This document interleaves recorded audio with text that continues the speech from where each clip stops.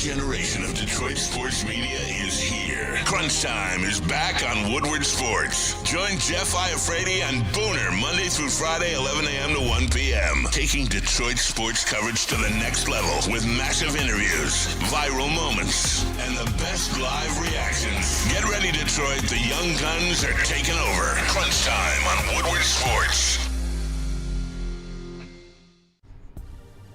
We're back. It's Crunch Time here on Woodward Sports. We're live 11 to 1 weekdays. If you're new, we appreciate you. Hit the like button. And if you're not new, welcome back. We got a packed show today. Detroit Lions on SI reporter John Macroon is joining us a day early. He's joining today. Usually he joins on Wednesdays. He's joining today. So if you chose the right day to tune in, because Doc's going to go through training camp. We'll talk offseason with him. We got Ward Manuel updates. We'll see what happens with his future. But a lot of Lions today. It's a heavy Lions show. We haven't really talked a lot of Lions last week or two, given Tigers. Let me want Tigers like the hat he's got on. Sorry, I Pistons, wanted to make sure like I was the repping shirt the Tigers. I have on, Man. and everything in between. But yeah, a lot of Lions today, fellas. How we feel? A lot of Lions. I'm excited. We haven't talked Lions in weeks. It feels like. It feels forever. And I texted Jeff this morning. I said, I think we got to go back to Lions a little bit because things are starting to heat up. The Penei Sewell stuff, the Jared Goff stuff today. Some Jack Campbell news came out, and then what we're trying to do next week. I'll say it now, and we're working on it right now. We're trying to do a little Detroit Lions frenzy next week here on Crunch Time, to where we're going to try and get as many beat reporters and reporters throughout the week on the show each day. We're going to try and get 2 or 3 if we can. I know it's the week before training camp, so we want to make sure we can get everyone's opinions, everyone on. There might be some people who are out on vacation. That's why the doc is coming on today, is because he texted us and said, boys, I'm going on vacation tomorrow. Nice. Well, so he deserves it. Yeah, hard-working man. I asked him where he's going, and he didn't disclose that to me. So don't know where he's going and what he's doing, but he definitely deserves a little vacation time. Yeah, he does. He's one of the hardest working dudes in the business. I mean, he joins us consecutively every single Wednesday, unless we ask him to reschedule because of something that comes up. But he joins every single week. I could text him on a Thursday and say, hey, can you join today? And he'll be like, yep, I'm in. Yeah. And he's joined us multiple times throughout weeks. Yep. Yeah. So, on the random days too, like you're saying. So he's incredible, man. But we'll start. I want to get into a couple different things before we get into the thick of it, right? The Lions stuff, Ward Manuel, we're going to get to. We got to mention the home run derby. Incredible. Yeah, it was incredible. I did get screwed on it. I texted Caleb last night and said, if Jordan Walker wins, I will not be at work tomorrow, and I will not be on the show. And I am here, and Jordan Walker did win. I made the mistake, Jeff. I just kept doubling down on Kyle Schwarber. In Philly, it felt like the most incredible situation going on, and I think that the MLB finally figured out the home run derby, and yesterday it was like the best it's been in a long time. I just kept betting on Kyle Schwarber because the Philly crowd just got to me. I thought it was so sick, and I got screwed. I lost everything. Yeah, you sent that 2-leg parlay right before it kicked off, and I didn't see it till after. But then I looked at it, and I was like, oh no. You probably saw it after I texted. I said, it's dead. Yeah, I know. I was waiting for that text. No one responded to my parlay, and then the only next response was me an hour later saying it's dead. Damn. That was it. And Jordan Walker, I mean, you talk about the money he made. We gonna mention that? Crazy. Made more than his salary with what he won out. from winning the home run derby. So that was awesome. Also, I don't know if it's just the way that it's been going lately for me, and I'm gonna throw KG in there as well. Man, Chaz Lanier hit another 8 triples yesterday. He was so good yesterday. They might have to rest him. Yeah. They might have to rest him, bro. Yeah. He looks. I mean. He's been balling, bro. He really has. 8 of 12. 8 of 12, and he's only taken threes at this point. But, to go back-to-back games, making that amount of threes. Yeah, bro. I don't know if there's a term for graduating summer league. That dude's graduated. Get him the hell out of here. So is he fully on the roster then? That's the question I guess you have to ask. I think it's becoming a convo. Yeah. Does he get a roster spot? If he does that for 2 games, dude gets a roster spot, bro. He doesn't miss, dude. No, it's actually insane. I don't care if it's summer league, because again, you're hitting triples. Yeah. He hits 8 triples, whether someone's on him or not. He's still making them. 7 the game before, 8 in this one. Even if he's not a part of your rotation this year, you at least know that he's got that capability. That dude's on your roster in some capacity, for sure. I love the I was fact- wrong completely after game 1. I jumped the Overreaction. gun. Oh, Jumped the gun on did Chaz. that. I think the overreaction's fair, though. We haven't really seen Chaz Lanier, so when you see that's the first Chaz Lanier you've seen in over a year. Yeah. I think it's fair to be like, wait a second, what's wrong with the guy? But to be fair, like I said yesterday, he's on that long-term plan. So I love the fact that he's doing what he's doing now, why. and he's on a long-term plan where they look at him in the future. I'm not going to throw – I was trying to think of like a shooter he's like because, like, remember Max Hooper from Oakland where he didn't shoot anything but threes? Like, he didn't shoot 1 2-point shot in his career. I don't know if you can do that in the NBA. I mean, you can. Like, I was trying to think of like a shooter in the NBA that, like, everyone knows no matter what, he's just shooting threes. Well, I think what he's doing probably right now, he's in college he was a different player. Yeah. For sure. I think he knows in summer league, I need to hit triples. I need to shoot. That's my ticket, yeah. That's my ticket right now. I think that's probably how he's approaching it because he could be basically like a spot-up three-point shooter, and he can have a career in this league for a while. Off the bench having that kind of shooting? Yeah. And again, I don't know the role. I'm not saying the guy's going to play a meaningful role for it. I'm just saying, like, Trajan is loving this stuff. Yeah, Bro, they had Marcus Sasser on the roster. No disrespect to him, but he can be in that kind of Marcus Sasser type role. And they had him, yeah, for sure. And also, I want to mention this about Ibuka. Like, we'll just quickly just throw this out there. Like, he's got to get a little stronger. You can tell, he gets thrown around in the paint. They game plan for him yesterday. For sure. Yeah, And they took away the paint from him. He wasn't hitting shots. And he got to get a little stronger. He was getting pushed around a little bit, and that's something that comes with being, he is 19, so I understand that. And I was the one that said I think he'll have still play a big part, even being 19. But that's something that every rookie has to work on, regardless if you're 19 or 20. A lot of guys come in skinny. Like even Cam Carr. Like Cam Carr's maybe not. He's bigger, but these guys all have to gain muscle. And Ibuka definitely has. And then Ugana's just a project. I mean, we can all agree there. Yeah, well, I he think needs time. With Ibuka too.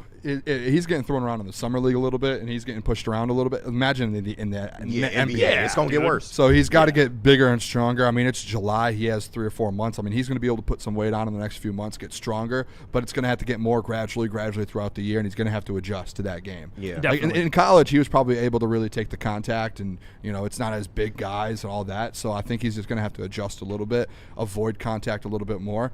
Ugana, by the way, I did text Kool-Aid. I didn't really. He said he has some like sound bites that he's going to send me later, but I don't know what happened. I don't know what's going on with him because I watched the game yesterday. He played. I think he started the second half, didn't play the rest of the half. Yeah, they played the. He played like a center. minute. Yeah, he was getting outplayed by the Wisconsin kid. Yeah, 7-footer. So listen, it's such an up and down. I don't want to overreact. The first game I overreacted a little bit. Said I don't know if he's going to be ready this year. Second game, it was like, he had 8 rebounds, 5 blocks. It was way better. And then this game, it was bad again. Yeah. So I think this is what I'll say to the people. I think like expectations for him, I wouldn't even try and expect him to be a guy. He's going this to year. the G League. Yeah, G League. Like just expected like, hey, he's a project in the next couple of years. I'm not gonna say Bobby Klintman because Bobby Klintman lost his job and he's out right now. But I think it's one of those things where it's like, hey, just be patient with him. That's it. Let him get used to the league a little bit. But he might. What people thought he was going to be, that Isaiah Stewart or that big man, that 7 foot. I don't know if he's going to be that right away for you. Yeah, I don't think so. I think you just got to wait. Are you being patient with Ward Manuel? Are you being patient with him? I don't know. Do we have the Ward Manuel video? Yeah, I can get it real quick. Is he? It seems like okay. So we talked about this before. There seems to be some conflicting reports. I don't know what's happening. I don't. Hey, there was a sentiment, or at least a feeling, that he was out, and now there's a feeling that we get that he may not be out. He had an hour, basically, press conference where he had did he have to do that? No. I think he wanted to set the record straight. He did not have to. do that. Oh, and real quick too, before we go going, we have some. I told someone to come in the studio. Oh, he almost came in. Okay, he just got. We have to address. Oh yeah, no, we got to get it. I didn't know we were gonna do it on air, but I think we have to, don't we? We have to address. I think we have to. Don't put him no, out there. no. I texted him and said come in. I texted him him and said come in the studio. I don't think he'll care. No, Are you sure? Maybe not. Don't put him out there like that. We gotta address it though. Okay. I thought that would be a great content I for heard the some show. shit about you, dog. Guys can't. I know. Jeff can bring up what he's about to bring up. He knows. All right, yeah, Jeff, please explain. Can we get him a mic? Can we get him a? Yeah. Hold on. Is that okay or no? Yeah, we don't have we can to. bring it up. I thought we had. It's Justin, I gotta ask you. Lentz said, "Booner, you guys have to bring that I gotta up." ask you something. All right. I gotta ask you something, Justin. Hey, never ever say I'm not for the content, okay? Just remember that. I'm always for the content. I think this is one of the funniest stories of all time, though. Batteries. Oh, is that okay? So basically, let me tell the story while he gets the batteries. He just flip his mic to me when he. All right. So let me, before we go to break, all right. So we got the restroom over here. Everyone, we use it. One stall. One stall. Important. It is one stall.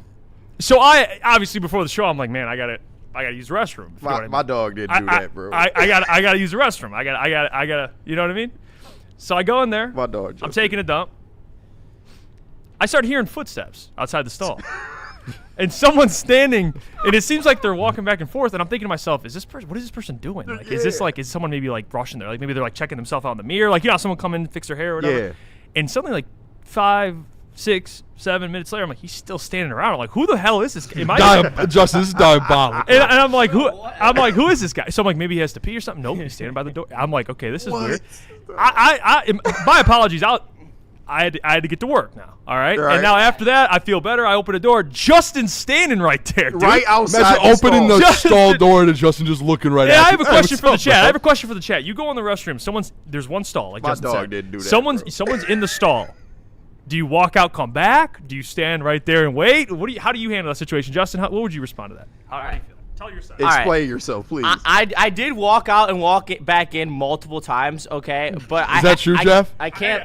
I was busy. Yeah, I can't lie.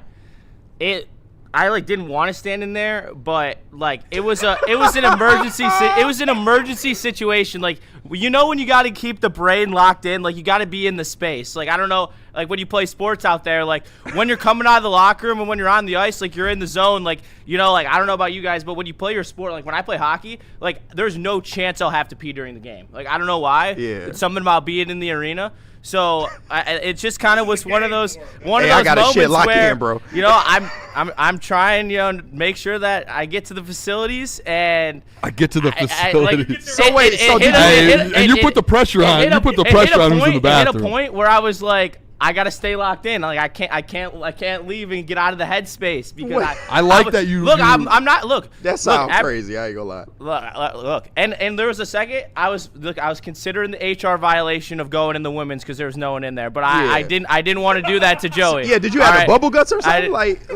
And to be Kinda, fair, okay. A little bit. Okay? I got you. I ate like 2 ice creams before I went to bed last night, so like it's been brewing in there for a while. To be fair though, Justin. See, thanks, Caleb. No, but I'm not sitting in there as someone else is going to the bathroom Yeah, and that's gonna weird. smell that the whole. Like I was in there going to the bathroom right before. I could smell. What did I say to you, Jeff? I said, Jeff, that smells terrible. Anybody that go in there is gonna stink. Me and Lentz were in you there, should and have we were known it like, was dude, me. this I is was bad. hitting my pen in there, masking the sound. Just outside of the stall is crazy, Bro, I was on my phone. What do you want me to do? You come back, and that's what I leave and come back. We put a poll up. Put a poll up. Yeah, was Justin in the right or wrong? I have the side. This is wild. Justin, I'm sorry. Justin, I have this the is side wild. of you have to you go in, someone's in there, you leave, and you come back when you see them walk out of the actual. Hey, nitty gritty. bathroom. Nitty gritty. Thank you for the $2. Says all hail El Dumpo. Yeah. El Dumpo. Like this is wild, bro. All right, that's not starting. I'm for the content, but like let's relax on that one.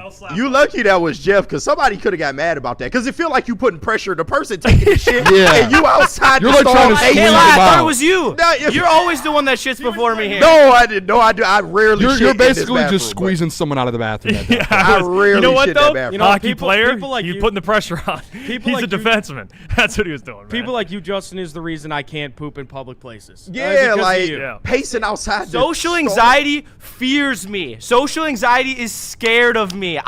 This is no business, no content. I don't give a shit that you guys know about this. By the way, when I gotta do my business, I gotta do my business, and I'll wait there if I have to. And By the way, push who did the somebody poll? out the stall. Like, Did you Poll do is the in poll? The English. poll makes no sense. Was Justin in the right or wrong for waiting outside the stall? Yes, or no? That's wild, bro. I mean, Caleb. I don't know what's going on. I mean, I didn't know what to are we vote. doing? I was trying to vote. I didn't know what to vote. All right, let's go to break. Justin, you know what? My dog didn't do that. I bro. respect Come it. Justin, on, he had man. to get Justin, it done. be better, man. Let me tell you about Planet Fitness. Shut up, KG. Be better, dog. Or Justin's also outside of the Planet Fitness bathrooms, actually, as well. Waiting for you to come out. Because he loves working out there as well. 60 locations throughout Metro Detroit. So they're close to you. Planet Fitness High School Summer Pass is back and live until August 31st. You're in high school, you want to work out in the summer, I promise they'll take care of you. My little brother does it. He loves it. Teens 14 and 19 can work out in Planet Fitness for free all summer long. Register online at planetfitness.com. Planet Fitness is always making improvements and has totally remodeled the Shelby Plaza location on 23 Mile in Shelby Township and Chesterfield as well. Chesterfield, I've been there. It's beautiful. See you after the break. Neil Rule and Sean Belizian wake you up every Monday through Friday on Detroit's #1 sports network, Woodward Sports. That's right, Big D Energy has moved to mornings. Get your morning dose of Neil's tone and Sean's insanity. Weekdays 8 a.m. to 10 a.m. Two Detroit sports legends coming together for the best Detroit sports morning show there is. Big D Energy, waking you up weekdays on Detroit's #1 sports network. It's game on at Art & Jake's. Wings, burgers, pizza, and ice-cold drinks served up with attention to detail. Wall-to-wall TVs, great service, and a vibe that keeps your crew coming back. Art & Jake's, a sports bar setting with a fine dining flavor. Some days call for light, others lean bold. What about everything in between? All Day IPA, the easy choice for every day. Citrusy, crisp, refreshing. Flavor you can float with. Light on the hops, big on refreshment. One's great. Two, even better. Brewed with you in mind. No shortcuts, no fuss. Big on flavor, never too much. All Day IPA. Hop into easy. Woodward Avenue, the first paved road in America. Woodward Sports, the first sports network born in Detroit and made for Detroit. All right, let me tell you guys about Founders All Day IPA. This marks right now, it's the 15th year anniversary for Founders Brewing and the legendary All Day IPA. It's citrusy, it's crisp and refreshing with the perfectly balanced taste at 4.7 ABV, and it is built to go the entire distance for the entire game. Whether you're golfing, going to a baseball game, whatever it is, and right now as well, you can get $5 shorts at any Art & Jake's locations in Michigan on Mondays, Thursdays, and Sundays, and as well with that, please drink responsibly. This comment got me, man. This comment got me. Anthony in the chat, Anthony Patterson, he thought it was KG, which somehow makes it better. Yeah, like what does that mean? Like, what does that mean? I thought it was KG. I thought it was you. I would have whooped his ass if that was if that was me. Don't stand outside just throwing off shit, bro. I hate that, especially the bathroom for people like our bathroom. It's not like one of those big bathrooms with like 3 stalls and 4 urinals. It's 1 urinal, 1 stall, right next to each other. Like you could literally hear if you're going to the bathroom at the same time and stuff, you can hear everything. So it's almost like a solo bathroom basically. Yeah. So like if someone's in there going to the bath, like I always just leave. I walk in, I know someone. Oh, I'm leaving. I'll come back and go. Yeah. Just standing there though, he was putting pressure. He was. He was full court press. Yeah. and I'm not gonna lie, I had a couple turnovers, man. I mean, he full court pressured me. Okay, bro. Let's get to this Ward Manual stuff, and then we got the doc actually. So you got the video, Caleb. Yep. Let's play it, and we'll react to it. Here's Ward Manual talking about this whole situation going on with him. A, question to you is, A, have you seen or been briefed on this report? And B, has it been communicated to you that your job is indeed hanging in the balance? I have not seen the report, and I'll leave it up to the president and to determine whatever he'll release about the Jenner and Block report. But I have not seen it. And as it relates to my future, you know, what happens in this world is that for whatever reason, people decide to put things out there about what the future is going to hold. I don't know, Sam. I think I've been fired by social media 3 times in my 10 years here. I just moved through it, man, because to me it's nonsense, and it affects. More importantly, it affects my staff and my family in the way that things get put out.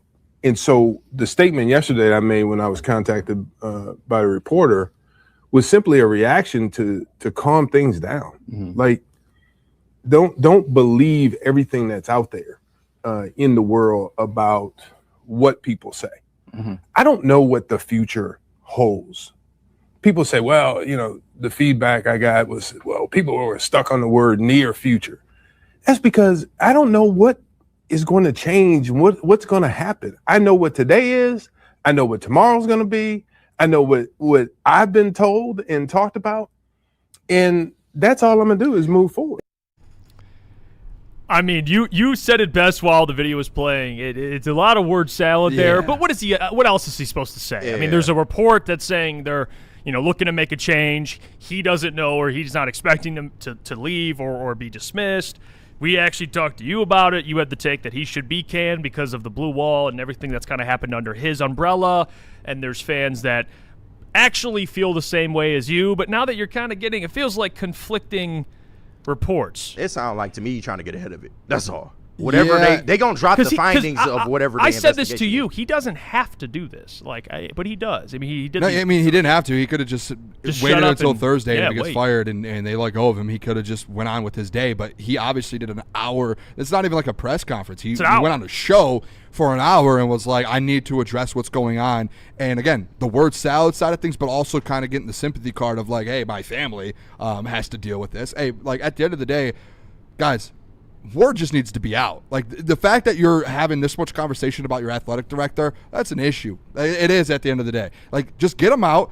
Neil said it this morning, like, there's been 24-plus scandals in the last 10 years with him as the AD at every sport. There's constantly something going on. If we want to talk about the blue wall, if we want to talk about the whole leaders and the best thing, like, that could be a thing, whatever. But with Ward as your AD, none of that you can't even have that conversation because there's been so many scandals and there's been so many things. And I get people like, oh, well, you're winning. Guys, you could win. Again, you're going to win without Ward Manuel. Ward Manuel's not coaching these teams. Ward Manuel, hey, fun fact, guys, I said it yesterday. Ward Manuel isn't the one that's fully getting these coaches. Who hired Jim Harbaugh? Not Ward Manuel. He wasn't even there. He wasn't. He didn't hire him. We talked to someone, inside source at Michigan yesterday, that said, hey, Ward wasn't even the reason Dusty May went there. That was John Beilein. So, like, at the end of the day, it's like you have these national championships. Hey, yeah, you're winning with Ward. Ward didn't. He hired Dusty May. Guys, Ward wasn't why Dusty May came here.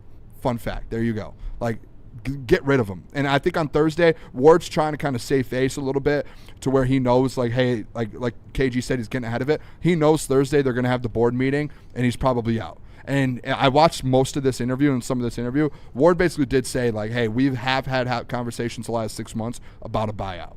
And they're just trying to find the best way to probably go about it and the timing for it. So at the end of the day, I don't know. I honestly, are there Michigan fans out there that are mad that Ward's leaving? I don't think so. No. I don't think, like, who's going to sit there and defend Ward? A month ago when I said I wanted Ward out, 80% of Michigan fans were mad at me because they were like, well, we were winning. Yeah. Like, well, okay, now we're here, and guess what those 80% of fans are doing? Oh, Booner, you're right. Like, we don't want all this baggage with the AD. We don't. You shouldn't want that. Because when you do win, guess what comes back to it? It's not actually the winning. You have to have these conversations about the scandals.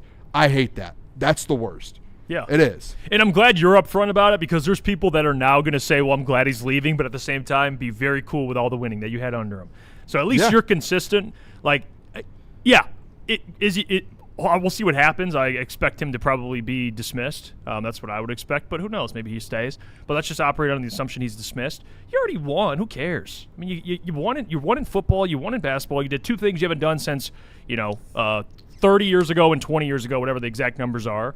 You already cashed in. Yeah. So this whole Ward Manuel stuff, it's more at this point just a headache. Like, it's another distraction in another storyline in Michigan that has nothing to do with the actual sports. It's Ward Manuel again. Here he is again. And to be honest, I feel like if he wanted to maybe get another job or another crack at it, he could probably go to another school. I mean, definitely. Some of the stuff that, that they're going to come out with this investigation and drop what they found, depending on what some of that stuff is, I don't think it's egregious enough for him to never, be an AD in college football ever again. So just move on. Like you said, it's time. It's been 10 plus years. All these things happened under your watch, and that falls on you, good, bad, or indifferent. And some of these situations may have not been his fault, but you are at the head of it. So it has to happen. And by the way, you could pull up Twitter right now, and it's just all Ward in Michigan right now. Like Dan Dockich, Michigan is the most single corrupt college football program in the history of the sport. Guys, it's that because of the last couple of years.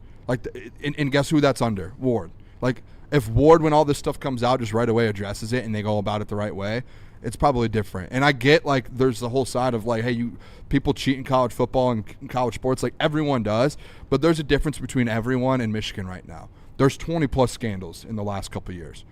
There's a difference. Schools have scandals. Athletic department have issues. There's cheating that goes on in every program. But when you get to the extent that Michigan has the last 10 years, like Neil is right to a sense of the leaders and the best thing. You haven't been. You've been good, and I'm fine with that. I'm fine with winning and not being able to be like, hey, we are the golden child, right? We do everything right, because we don't, and it's known. Would I like to get back to a point to where we do everything right and we're winning? Yeah, I think everyone in the world would love that. I don't like if Neil wants to say, no, you don't want that. Like, I could ask Michigan State fans. I could ask USC fans. I could ask Alabama fans. Would you want to win and you're doing it the right way without cheating? Everyone would. And that's what Michigan needs to just get as close back to that as they can. And, yeah, you're going to have, like, this sounds crazy to say, you're going to have to cheat it to a point. Every school has to. Yeah. Bama did it for years with Saban. We all know that. It's a known thing. You have to a point, but you can't have 20-plus scandals. You can't in that amount of time. You were literally like, it's probably like you with like 24 scandals, and then the next highest is probably, I don't know, some random school with like 5. Wilt Chamberlain of scandals. Yeah, Wilt Chamberlain. There's there's levels to this, and you are on like a different level. You've built a dynasty of scandals. Yeah, a dynasty of scandals. That's what's happened here, and you need to end it, and you need to figure it out, and you need to bring someone in here that does it the right way. Yeah, I mean, if they won with Sharon Moore, I think there'd be less heat on them. But that hire was a disaster. And he is a disaster. Yeah. He's absolutely crazy. And then the victim is suing the school, which then that kind of falls under the Ward Manual umbrella. So, yeah, it's not looking good for him. It just isn't. Let's go to break. We got the doc. Is he on? No. All right. Well, did you send him the link? I did. Okay. Well, he'll be joining us in a couple of minutes. We'll talk some training camp with him. We'll talk everything that's going on. A lot of stuff's coming out recently with Lions news. That's why we're doing heavy Lions today. So stuff you guys maybe have missed or you don't want to miss. We'll be talking about it today. But first, let me tell you about our friends over at Water Hazard. So allow me to do that. Founders, Water Hazard, the cocktail you have to try. And if you've already tried it, then I know you love it. So go grab one at Art & Jake's, $5 cans in Michigan. Art & Jake's locations in Michigan on Mondays, Thursdays, and Sundays. 5% alcohol, citrusy, refreshing, gluten-free. You can get it on the course as well. I'm going to go golfing today, so I'm definitely going to be getting one for myself. Please drink responsibly. Dan Campbell is in redemption mode. No, make no mistake. It's not revenge he's after. It's a reckoning. And Woodward Sports is here to cheer on the Detroit Lions every snap. Don't miss a moment of Detroit Lions coverage. Follow Woodward Sports on all social media platforms now. Woodward Sports, let's go. Finally, life-enhancing LASIK surgery at a price you can afford. Michigan's most experienced eye surgeon, Dr. Yaldo, is offering the most advanced LASIK at just $1,699 per eye, regardless of your prescription. Imagine not just being free from contacts and glasses, but actually seeing better without them. This limited 2026 spring offer is thousands less than others charge. Go to YaldoEyeCenter.com for your free evaluation and save. You know how some things are so good they should be world famous, but they're not? Our house-made vinaigrette is one of those things. And the antipasto salad, we drizzle it over. Same with our hand-battered chicken tenders. Original recipe soups and pasta sauces. It's almost as if our original, world-famous Detroit-style pizza is mocking them. And that's not very nice. Jameer Gibbs, breakout season, loading. Inside the 5, Gibbs to the end zone, touchdown! Woodward Sports, the most dominant Detroit sports coverage around. If you're sick and tired of fumbling those glasses, dealing with contacts, improve your vision, but not with glasses or contacts, with LASIK eye surgery, the people that you can trust over at Yaldo Eye Center, 30 years of experience. 100,000 procedures. They are the trusted experts. Their LASIK surgery completely painless, takes just 8 minutes, and the recovery is so fast most patients are seeing 20/20 the very next day. Take advantage of that summer promotion while it's still available. Just $1,699 per eye, regardless of your prescription. It's a one-time investment that'll save you thousands of dollars on glasses and contacts in the long run. Wake up with clear vision. Visit the website, YaldoEyeCenter.com/1699. We're back. It's crunch time here on Woodward Sports. We're live 11 to 1. Hit that like button if you have not already. We're going to be joined by John Macroon. We're still waiting on him right now to hop on. Is he on? He's on. All right. By the way, just 1 minute late, that's a $50 fine. Every minute is a $50. He knows that, too. We've had that rule for him for 2 years now. Damn. 3 years. Yeah, there was a moment where he was late for like a month straight, so we had to implement a fine system. Damn. $50 a minute. He can afford it. Yeah, He does have a pool. Yeah, he does can have pay a it pool. back in steaks when we do a pool party. Yeah, that's fair. Let's I bring think him we on. can do Covers the Detroit Lions for Detroit Lions and SI. Has his own YouTube channel as well. You can check out. Host of the Wolves podcast. Does a lot of stuff. He joins us every single Wednesday, but today on Tuesday, John Macaron, how we doing, my friend? Man, I thought it was strict 11:30 every time we chat. Now we're doing the 28th. It technically actually Listen, man, is. I'm a busy man. I can't be put in this kind of precarious situation to not know when I'm coming on. It technically is, Doc. You're right. Have we ever been telling him 11:30? Yeah. Okay, that's on us then. Hand up. So technically, he was a minute early. So yeah, we owe you. So we owe you. Yeah. So as a crew here, we have to put together $50 to get you. Yeah, They got you, Doc. we'll get you a round of golf, Doc. How about that? Yeah. How about that? Well, usually I get on and there's a bunch of commercials. I'm like, okay, I can settle in, can kind of get comfortable. You just push me right up. I'm very excited to talk to you guys today. Lots going on. Even though I'm looking rough, I'm in vacation mode. Where you going on Man, vacation? Where you going on vacation? I'm hoping. Listen, we got to put all these things together. We kind of did it last minute, hoping to get out of town here for the next week. Sometime, either tomorrow or Thursday, I should be going out of town, maybe. But it all, with how we do things, it's always kind of last minute. We just say, "Do you want to go?" And we're like, "Yeah." So I'm trying to plan something, put it all together. So It seems like a hopefully great get destination. Get away for a week and just decompress a little bit. That's a great spot to go to. It seems great. Yeah. Listen, it's gonna be a fun trip. Hopefully, if we go, and let's see if it all plays out. It works out for us. I've never seen someone dodge a question about where they're going so hard in my life, Doc. Listen, I don't want people following me. I don't want people knowing Oh, that's right, Doc. Let the whole world know where the Doc's going. What if I'm going on a inappropriate cruise where we get my freak on? You don't know what I do behind the scenes. Yeah, there you go. Doc's a busy man. All right, you never know. Well, Doc, I want to ask you a lot of things to kind of get to today. ESPN's been coming out with these rankings, and different analysts have kind of weighed in on their opinion. I do want to start with the O-line because Mike Clay, I know you ate it up because it's great. It's a great story, and you do great with it. Because people want to know that stuff. Like, why does Mike Clay just crap all over the Lions' offensive line? And, and then the ESPN thing comes out, and Panay's number one ranked offensive tackle, or, So when you see that 17th ranked offensive line, I believe it is, and Mike Clay has the metrics for it. We got to talk to Lomas yesterday at the golf outing, and he feels really good about the O-line. And I guess it's a good time to ask you, like, how disrespectful is 17? Or at least people being that low on this offensive line. Is it fair, not fair, just right now, Dre? What do you think? Yeah, no, it's really interesting, too, because outside of a certain, group of Michigan fans, the other group of people that don't really like me are the analytics crowd. Listen, there's a bunch of geeks that just sit in their basement and look at these numbers and post them all day long. And they're like, they use numbers that make their argument sound great. And when the numbers don't make their argument sound great, they dismiss them. And they go, well, let's look at this number and this number. So look, bottom line, I think analytics should be used to, garner an opinion on a player, but most importantly, watch the tape. And so, bottom line, Penei Sewell is one of the top 5, if not the best offensive tackle in the league. But he did say last year, and he was honest and forthright, he didn't feel like he played his best football compared to himself. Now, what ESPN did is they looked at their own metrics and they said, based on his pass block win rates and some more pressures he gave up, that he wasn't, in terms of, based on analytics, the best offensive tackle. Now, it was interesting, too, in that Mike Clay piece, a person that was polled said, Penei Sewell's got shorter arms and is not winning against the best defensive ends. And so that was a little shot at Penei Sewell.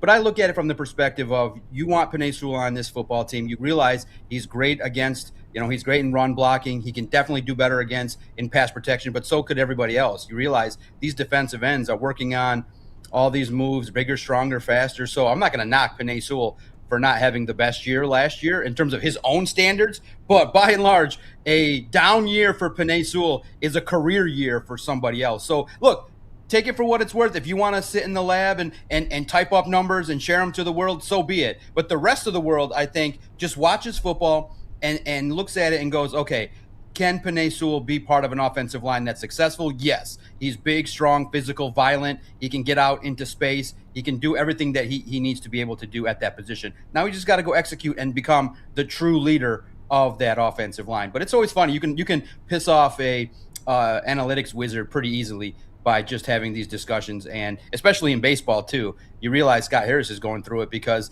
he is a guy that definitely, along with the Tigers, are relying maybe a little bit too much on analytics. When your eyes tell you, hey, Jahmai Jones isn't that good, kind of makes sense when sooner or later after his play, he gets cut from the team. So for Penei Sewell, you want him on this football team, and I can't wait to see him dominate at left tackle.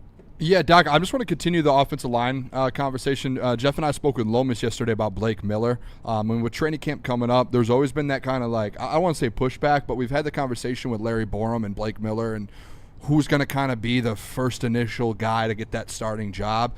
What are your expectations with that with Blake Miller? Because Lomas was extremely high on him and his ceiling and what he's going to be able to do in year one right away for the Lions. I know there are some people who are like, hey, give him some time. He might – do you think that right away he's going to be able to step in and start for the Detroit Lions at right tackle and be good? Like last year, Tate Ratledge started instantly and took time to get going, but when he got going, he was one of the best, if not the best, rookie offensive linemen in the NFL. Do you think it's a similar path for Blake Miller heading into training camp in a couple weeks?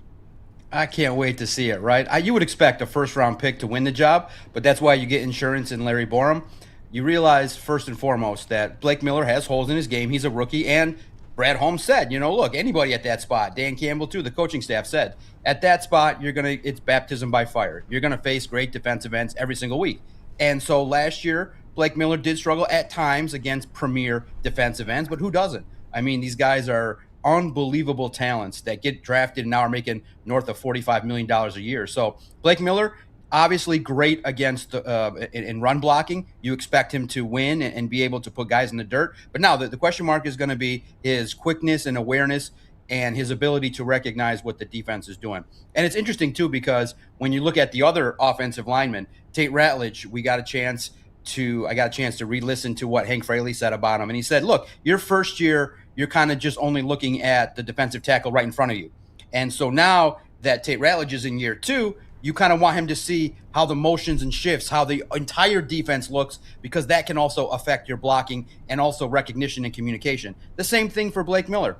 I think that early on, he's going to be just focused on what the defensive end and tackles are doing. But sooner or later, you got to be able to understand what a defense is trying to accomplish. And most importantly, it's get the communication down. Don't have any mental errors, because you realize against the Packers last year, the Lions offensive line got off to a slow start. I would expect, look, you invested a first-round pick in a player. There was another tackle out there that you could have selected, and you made an investment in Blake Miller. So I expect that Blake Miller is going to win that competition, and Larry Borum will be a great fill-in if needed. But it'll be a good competition. But at the same token, you realize Larry Borum's a veteran. He's seen things before, and it'll be fun to watch. Aiden Hutchinson versus Blake Miller, Derek Moore versus Blake Miller. I can't wait to see the Lions defensive ends try to get their work done against Blake Miller. Well, Doc, another player ESPN's been pumping up lately is Roger McCreary. They have a breakout player for the Lions. They listed Roger McCreary as that. Expected to start at nickel, another competition spot. I know we asked you about Keith Abney playing on the outside, but just specifically about Roger McCreary, do you think that's a fair take, a guy who could potentially be a breakout candidate? I know people see him bounce around the NFL last couple years, and the Lions gave him kind of a cheaper contract, so people aren't really expecting much. But do you think there's something there with Roger McCreary, and could he be a breakout player for the Lions this year in that secondary? Because they need one bad, Doc. Yeah, no doubt. And here's the problem. Obviously, he gets traded from the Titans to the Rams. The Rams decided not to bring him back. He kind of wasn't all that impactful. But you realize the Lions looked at him when he was coming out in the pre-draft process. There's something there. And so sometimes it is scheme specific. Sometimes you realize that a player that's in another scheme can maybe fit better for you. Look, first and foremost, you need stability at that slot spot, in the nickel cornerback spot. Now, some people may say Ennis Straw might be best suited to fit that spot if he doesn't win the outside job. Maybe you have somebody else in that same spot. You just want a player like Roger McCreary to kind of figure things out. And here's the biggest thing, and I think your morning show talked about it too. The biggest question mark is how this puzzle at the secondary is going to fit all together, because you realize a player like Keith Abney, Hefe, your colleague at The Collective, thinks that one of his bold predictions is Keith Abney could win the job sooner rather than later at the nickel spot. And so I think when you heard the rhetoric from Brad Holmes, he was saying that, hey, Keith Abney is somebody that, we project probably will shine at the nickel cornerback spot. So Roger McCreary, I wouldn't put him as a breakout candidate. I just hope that he can fill the role of trying to be a player that can be consistent, do his job, not be somebody that gives up explosive plays. I personally would have rather have kept Amik Robertson and not use him on the outside, put him at the nickel spot. But at the same token, he got a raise to go to Washington. But at the same token, you realize, okay, Roger McCreary, your job now, you get an opportunity. This is probably your final opportunity to win and earn a starting job. I just need to see it first because he's bounced around the league and hasn't met his full potential yet. But in Detroit, he just hasn't been in a scenario, especially at the cornerback spot, the issues that you've seen, you haven't really seen a lot of answers and solutions at that spot. So I'm hoping, fingers crossed, McCreary can be part of the solution because there's a lot of problems in that secondary. Hey, Doc, since the last time we spoke with you, obviously all this TA stuff where he's meeting with other teams and all that came out. What are your thoughts on that? Like, I want to kind of get your mindset of, is this something we're always going to see with Brad Holmes and Dan Campbell, even if it's a star player, whatever it is? Hey, something comes up in the locker room. You're in that locker room a lot, actually. So you kind of get a sense of what their kind of expectation is for players. Do you get a feel that no matter what happens, like that's the precedent that they're setting, and it's like, hey, there's no BS, because we do see like TA has opportunities to go play somewhere else, and he could have just very well stayed in Detroit and played here, and but the Jets stepping up with AG, Houston, the Seahawks, like these other teams, and some of them are contending teams, are stepping up to get TA on their team. So is that how you see kind of what Brad's kind of thing is? It's, hey, this is no BS. I mean, it could happen to I always question, like, if this happened to like a Jahmyr Gibbs or a Jared Goff, would the same thing come up? That kind of goes my question to you, is like, where do you think that sense is in that building right now? Yeah, look, it's bottom line business, and we've always joked around on the Doc and Jock podcast or Lone Wolves. I've said, you do need a couple dogs, a little bit of rugged guys that can do things to play football. This is not a church choir. This is an NFL team, and I do think that the leash was a lot shorter because Terry Arnold wasn't playing that well. And you look at the nature of the charges. This wasn't just like gambling or something, that people can say, well, and make excuses for. This was something way different.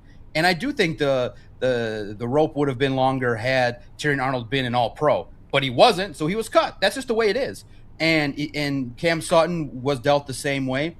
And yeah, I am in the locker room being an NFL reporter. I'm there as much as humanly possible, 3 days a week, trying to learn and figure out what goes on in that organization. But the one thing it's tough because, the pushback I get from Lions fans is, well, every NFL team struggles to find cornerbacks. But since Darius Slay walked out the door and was traded, the Lions have just been unable to draft a cornerback. Jeff Okudah, Chase Lucas, Ifeatu Melifonwu, Terry Arnold, Ennis Rakestraw, and now Keith Abney. You realize who's in charge of the cornerback evaluation? Can we get somebody? And I said yesterday on the Lone Wolves podcast, I said, listen, we're going to set a new standard. You got to be at least 6'1", 6'2". You got to be able to play physical. You got to be able to stop the run. And can we find a cornerback that can play the position? Dear Lions, put out and figure out what to do, because the standard has not been met. And it's been weird because they've all been a disappointment, even in free agency. Emmanuel Mosley, Cam Sutton, and the one guy that produced, you didn't bring back. So it makes no logical sense. It feels like SOL, like, well, the one guy that played well in regards to who produced on the field was Carlton Davis. He's like, pay me more. And they're like, no. And they got worse. So it makes no sense that one position they can't fill. For Terry Arnold, I think that he's getting obligatory interviews. His agent's doing a lot of good spin for him. But until the commissioner makes a decision, I find it hard to believe that a team is just going to sign him, especially knowing that he could be on a commissioner's exemption list. Could you imagine you're the agent of Terry Arnold and part of your agenda is now to go to court and to spin this so that you make it look like to the court that this player is in demand? And it's just tough because, all the teams now, the Jets, the Seahawks, the Texans, their fans are like, well, he could be good, but he's a player similarly to McCreary. Like, well, is he that good? Is he going to bounce around? Is he going to be somebody that's going to be on the field? So Terry Arnold has a lot to prove if he does get signed. I'm skeptical that he gets signed in the next 45 days, but I just don't want to see him on the Texans. Probably not thrilled if he's on the Seahawks as well, but I would be a little surprised if the Seahawks took a chance on him. The Texans, Jets, maybe I could see it, But I'm going to take a wait-and-see approach regarding what happens to Terry Arnold. But he's no longer the Lions' problem, and I think they made the right call with how they handled it. Yeah, you were kind of early. I mean, you called the Jets. I know it's obvious with Aaron Glenn, but you're the one who brought the Jets up to the table, so that's credit for you, Doc, on our show. But I do want to ask you, kind of relates to what you said earlier. It's not on the Terry Arnold stuff, but it's really on the corner stuff, because I never got to ask you about the Justin Herbert thing. They took Jeff Okudah, and it was reported that, you know, they were interested in Justin Herbert. I guess you're the perfect guy to go for this, because you're our quarterback guru, John Macaroon, Detroit Lions on SI. So I go to you, the quarterback guru. What actually happened? Is there truth to that they actually considered Justin Herbert at that draft, and maybe Martha? Oh, he just took a sigh. Okay, there is some truth to that. All right, take it away, Doc. Is there truth to that, or is that BS? Is that just a rumor? Here's how you piss off the Doc in 3.2 seconds. All right, because 5 years ago, and listen, it's old hat. People hear my opinions, they make fun of me, they say, but most of the time it ends up being right. Right. Matthew Stafford boned you guys because, again, the organization was so in love with Matthew Stafford that they were like, we can't draft another quarterback. And so here's what happened. Bob Quinn probably was interested in moving on from Matthew Stafford. Obviously, the writing was on the wall. He wasn't good enough within the parameters of the Lions. Whatever was going on, remember that the Matthew Stafford you see now was not the Matthew Stafford you saw 5 years ago. So you remember he developed, he got into a system that maybe suited him even better. But what happened was the Lions were put in a position where general manager Bob Quinn and Matt Patricia wanted to save their ass. So they wanted to put a team that could be more competitive, and they weren't going to draft Justin Herbert. Now, you can make the argument maybe not that quarterback based on his lack of success so far in the playoffs. But bottom line, anybody but Jeff Okudah would have been better suited. But the Lions were put in a position because of Bob Quinn and Matthew Stafford that they were put in a position where they wanted to save their ass and win now. And there was pressure on them to get to the postseason. So they made an investment in Jeff Okudah as opposed to getting the right pick. And unfortunately, it ended up being one of the biggest busts in history. Would they have taken Justin Herbert and made that investment? Maybe not. But anybody else that could have been productive would have been better than Jeff Okudah. So again, Matthew Stafford held the organization in a spot that prevented them from getting potentially the next guy. And it's similarly here with Jared Goff, in that, really is Teddy Bridgewater the best backup out there for him. Now you get Luke Altmaier. You've kind of shuffled in number 3 quarterbacks, but outside of Hendon Hooker, who really was in a system where that didn't prepare him the best, because you have a quarterback like Jared Goff in the mix. I'm not opposed to competition. I'm down for what the Packers did. They had Brett Favre. They bring in Aaron Rodgers. There's nothing wrong with bringing in the heir apparent. Clearly, that kind of noise is good because it fosters competition. I think it would make Jared Goff better. So Jeff Okudah was a disastrous pick. And listen, you guys were fighting with the analytics people that were like, well, maybe the analytics say that Jeff Okudah and Terry Arnold were the best players at the time. Well, I opened my eyes and said at the time, you're drafting Jeff Okudah. It's going to take forever for him to develop. That's a bad pick.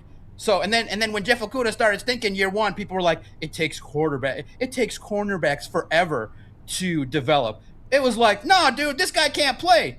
And thankfully, you guys saw it and at least put people on the air that said Jeff Okudah is going to be somebody that probably is not going to have success. We're a bunch of slappies. We're sitting there screaming, it's too early to talk about Jeff Okudah. It's like, okay, yeah, we formulated conclusions after about 2 years that this guy was probably going to struggle at the National Football League level, similarly to Terry Arnold. So remember that just because somebody is overly positive doesn't make them right. And it just part of the reason why today you're not a Super Bowl contender year after year after year is because of draft picks at certain times that didn't go right. Man, the Jeff Okudah pick bothers me. Hey, I want to ask you, Doc. I know this is kind of just a random question, but the Jack Campbell stuff came out today. Top 5 linebacker in the NFL by execs, scouts, coaches, all that. Just a little bit different from that is who's going to be next to Jack Campbell heading into training camp. Like, what's your confidence level? Are we looking at a Rodrigo? Are we looking at a Derek Barnes? Like, where do you stand on that, and what are you looking for in 2 weeks when training camp comes around? If that the Lions are good enough at that position with those two guys.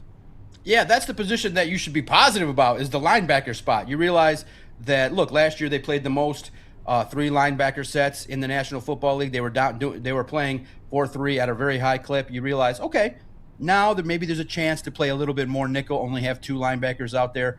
Look, fully I expect Rodrigo to be in the lead on the depth chart at the will spot. I expect Jimmy Rolder to have a chance to compete for an opportunity for some playing time, but it's Rodrigo's job. I mean, he's got the 1-year deal. I think he's got the opportunity now to prove that he's back from his ACL. I want to see Rodrigo shine. He's been mostly a special teamer and an upper echelon reserve. I want to see him now given the ball. I think he's going to have a chance to play well, given the fact that his position coach became the defensive coordinator, and he's got a very close relationship with Jack Campbell and Derek Barnes as well, going to be the Sam linebacker, be asked to do a bunch of different things. It's a unit that I'm confident. I'm excited to see them do a lot more. Can Jack Campbell grow in coverage? Can he become more of a downhill linebacker as well and get some more pressures and sacks and be asked to do a couple more different things as well? But look, man, the guy's going to get over 100 tackles. He's going to lead that defense, and I'm excited. I think Jack Campbell, you could argue, maybe could have been ranked the 3rd best linebacker as opposed to 5th, but that's all like, speculation and tabulating votes from different people with different agendas. So it's good to see him on the list. I'm excited.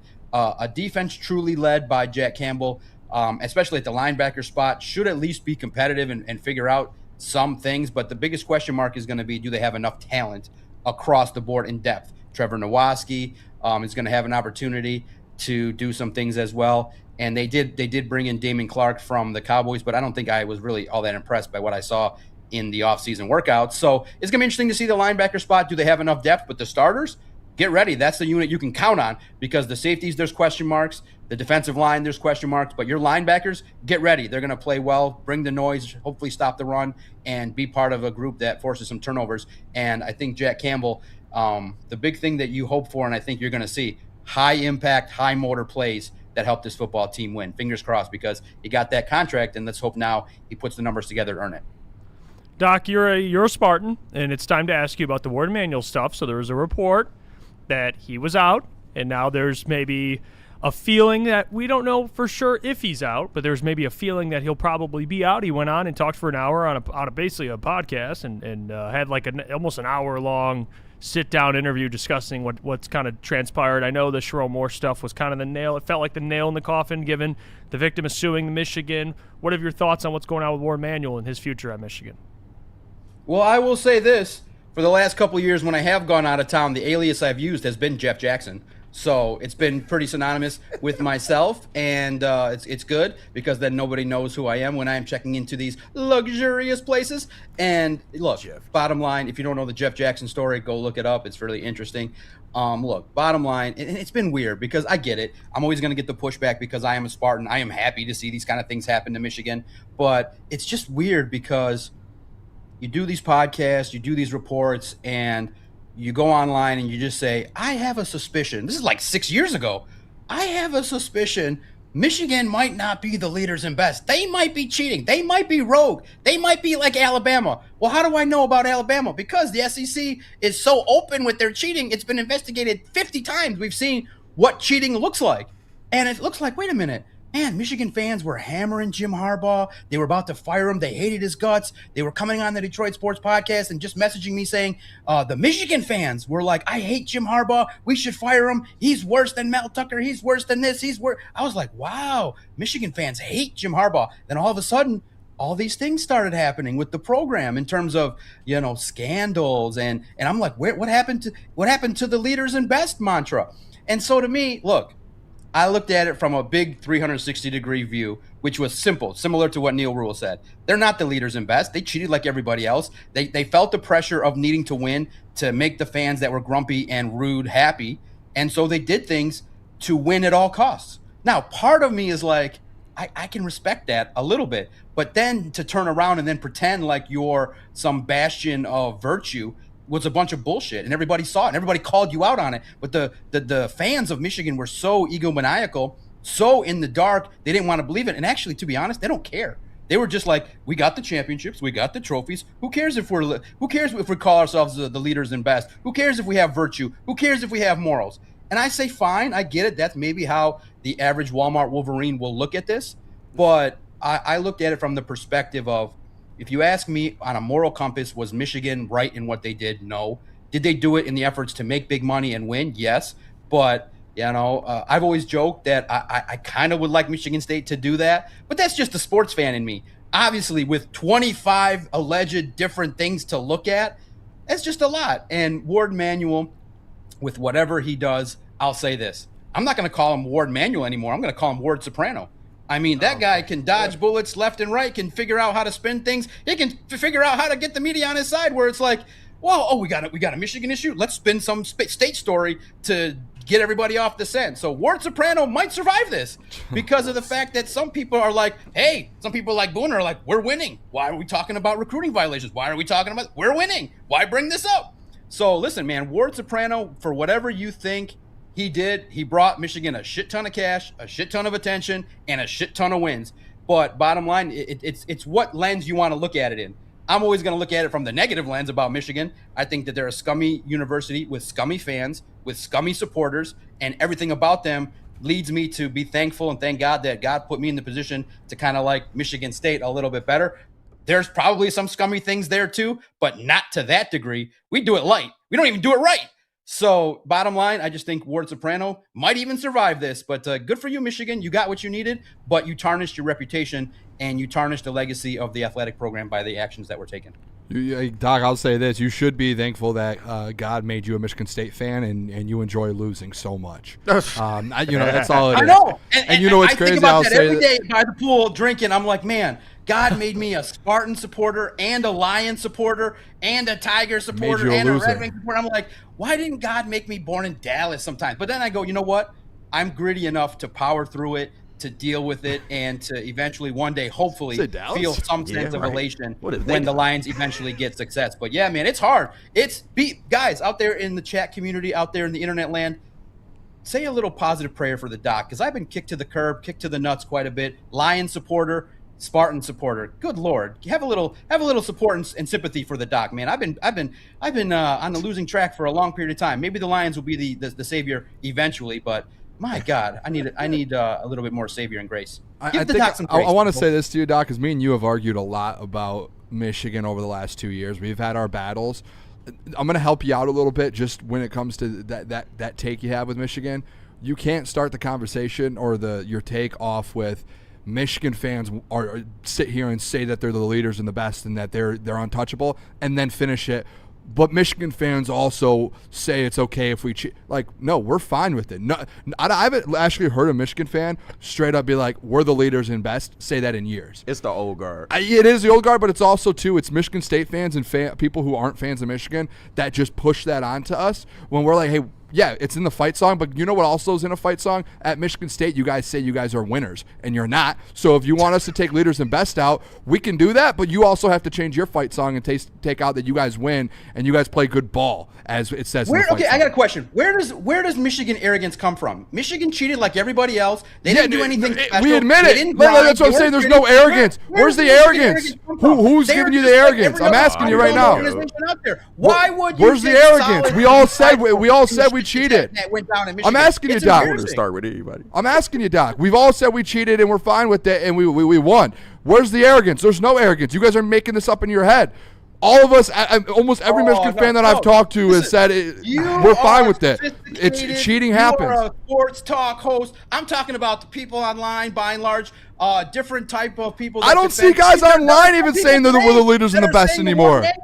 You're making it up in your head. And it's fine that they're happy with everything going on. There are some people that don't care about what's going on in Michigan as long as they get the 5-star recruit and everything going on. They do not care about any of this topic. They're like, why is Ward Manuel being drugged through the mud? I'm not talking about you, Booner. I've said fire Ward Manuel. I put you in the rogue category 5 years ago. I'm talking about somebody else that might be a little bit more boisterous. You just my point is, hold on, Don. My point is they are out there. Is you do both. You say both sides, and it's like not both sides. It's hey, we all are fine with the cheating because we won out of it. I think every Michigan fan will say that. We're all not like, hey, we're all high and mighty. No, we all understand that there was cheating and there's been 24 scandals or whatever. I think everyone understands that because it's a fact. It's in paper. And even the athletes are like, oh, just recently the Michigan basketball athletes still continuously calling Michigan State little brother when all you did was. Well, you are. You guys haven't won anything in years. Michigan State's not little brother. Yes, you are.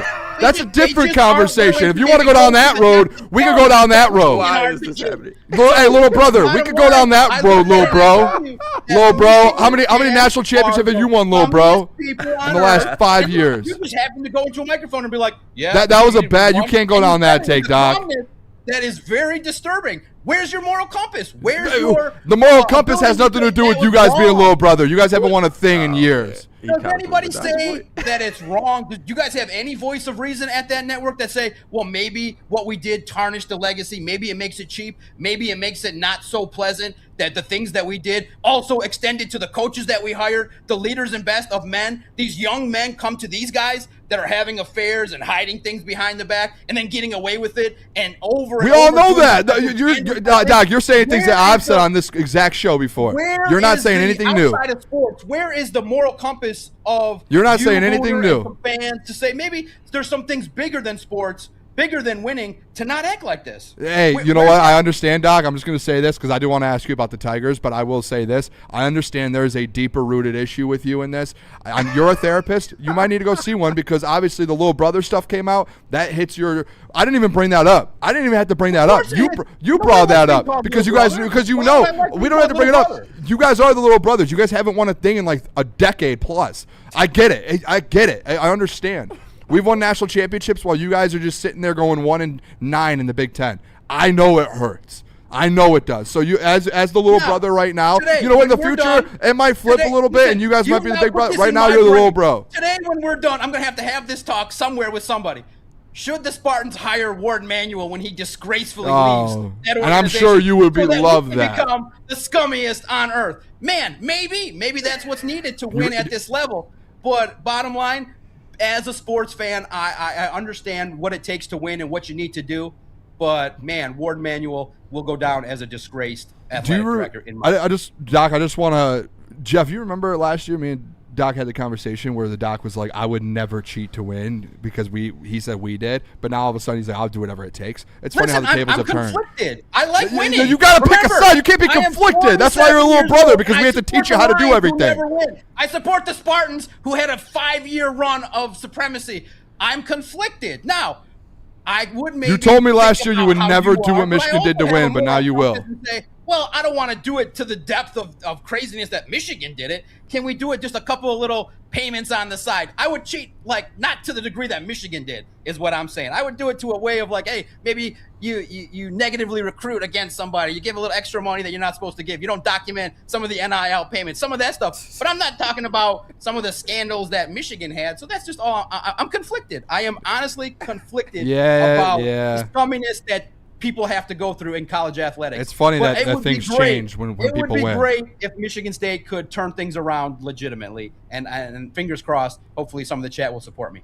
I was just told you would never cheat to win, and now all of a sudden you're conflicted and you potentially would. Everybody's conflicted. Winning is that's why you are like how you are. You got the taste of winning and you got hooked to the drug. I have not been hooked yet. Fair enough. Can I ask you about can we talk about Tigers a little bit? You want to go Tigers? Sure. Tigers, I just want to ask you, what's the Skubal stuff? I had to take yesterday. I said, hey, I'm out on Skubal. If he wants to come out and say he wants to be here, won't sign a contract. It's just to me, it just don't say anything at the end of the day. Where are you at with Derek Skubal and this whole kind of saga going around heading to the trade deadline? Yeah, man, it's interesting, right? It's a 2-year discussion that we've had on podcasts, on the radio. It's become a topic where people say on the radio, they're like, and here they're like, this is a topic that maybe people don't want to talk about anymore. The Tariq Skubal saga eventually is going to come to a close. My opinion is you trade Tariq Skubal, you're playing in an American league that might be so bad you might be able to win and still get to the postseason without him. And that's just not something that you typically see. The AL might get somebody into the postseason with 85 wins. So it's wild to think about this year, but I look at it like if you have a commodity, Tariq Skubal is a commodity. He clearly has shown by his behavior he doesn't want to sign here. He wants the 10 years, $400 million, and you can't blame him. But the whole notion of him saying that, oh, I want to be here for the rest of the season, to me, it looks like you're not doing everything possible to maybe help this team in your departure. Because if he just leaves, you're left in the lurch, and you can't do that.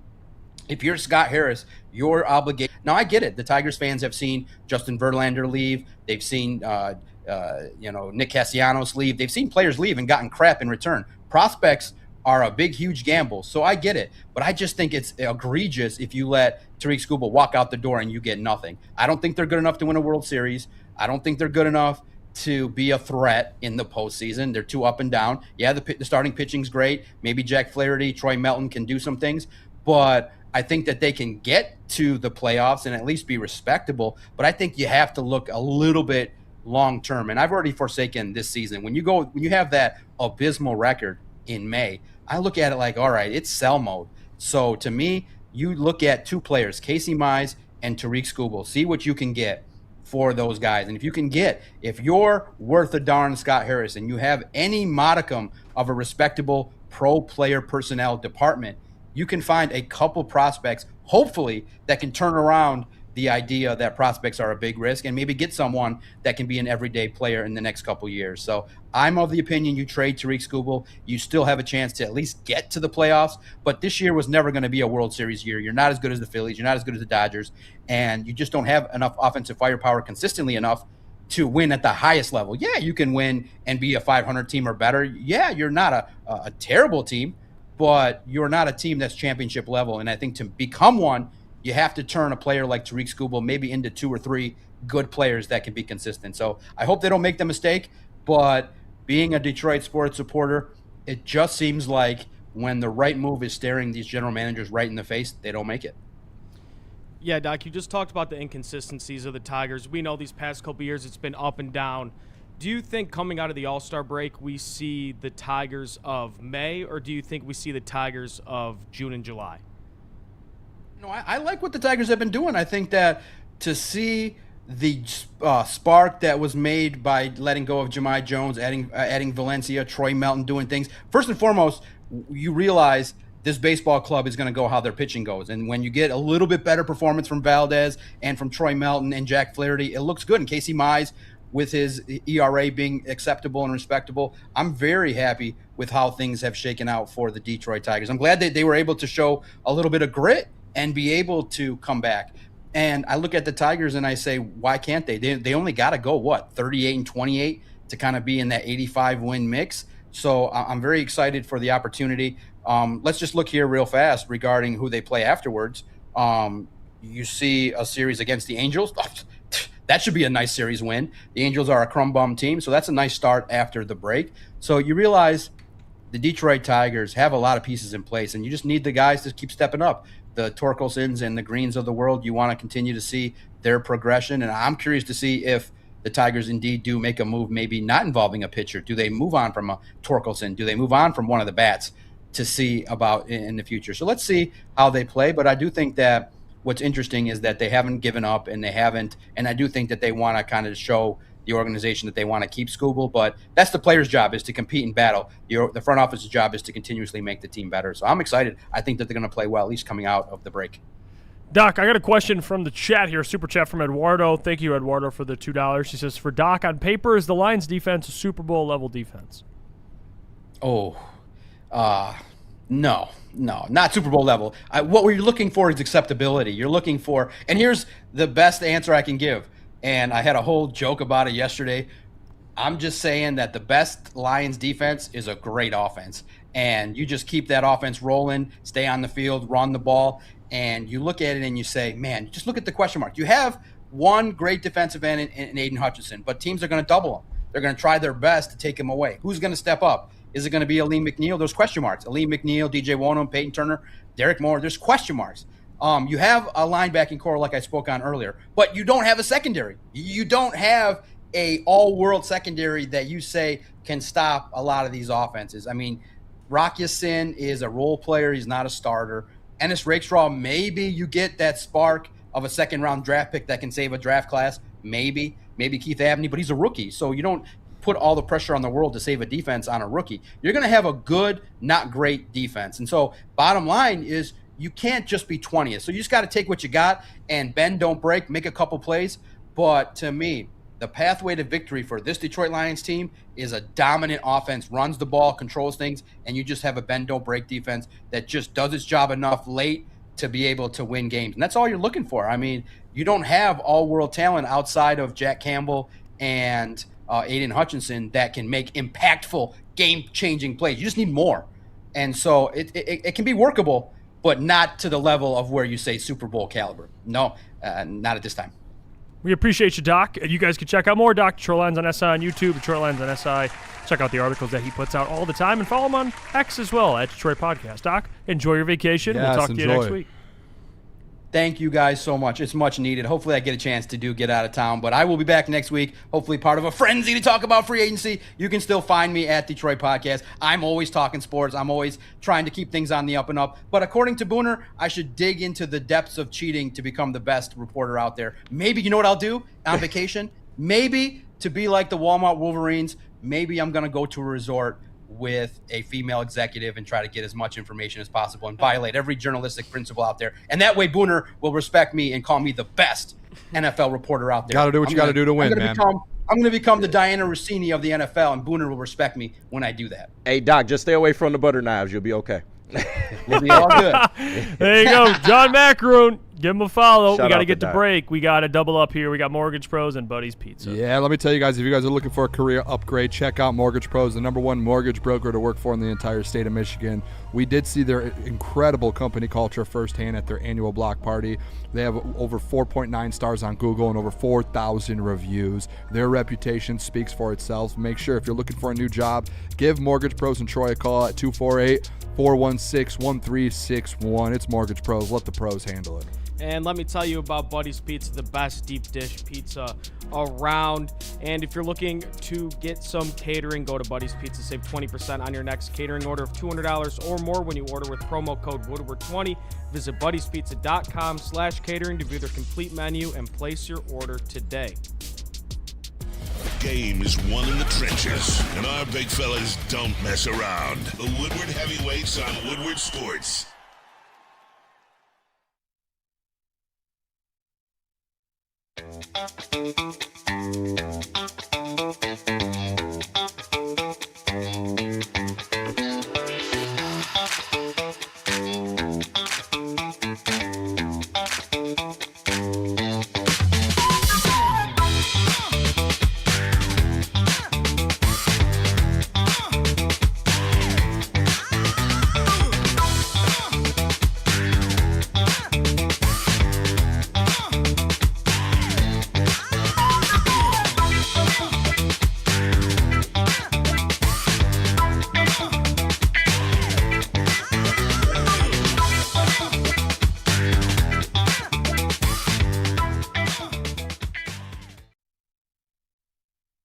Thrive Energy pouches give me the energy and clarity to find and beat the shit out of every opportunity that shows its face. Live and direct, I'm back on set action. Create the wave, we cannonball splash 'em. Light court swinging, get your head shot. Point blank, dead stop. 16 bars in a headlock. Thrive Energy pouches are for the people who actually want to win, not for the crybabies out there who are happy with a participation award. There's zero sugar, so give Thrive a try.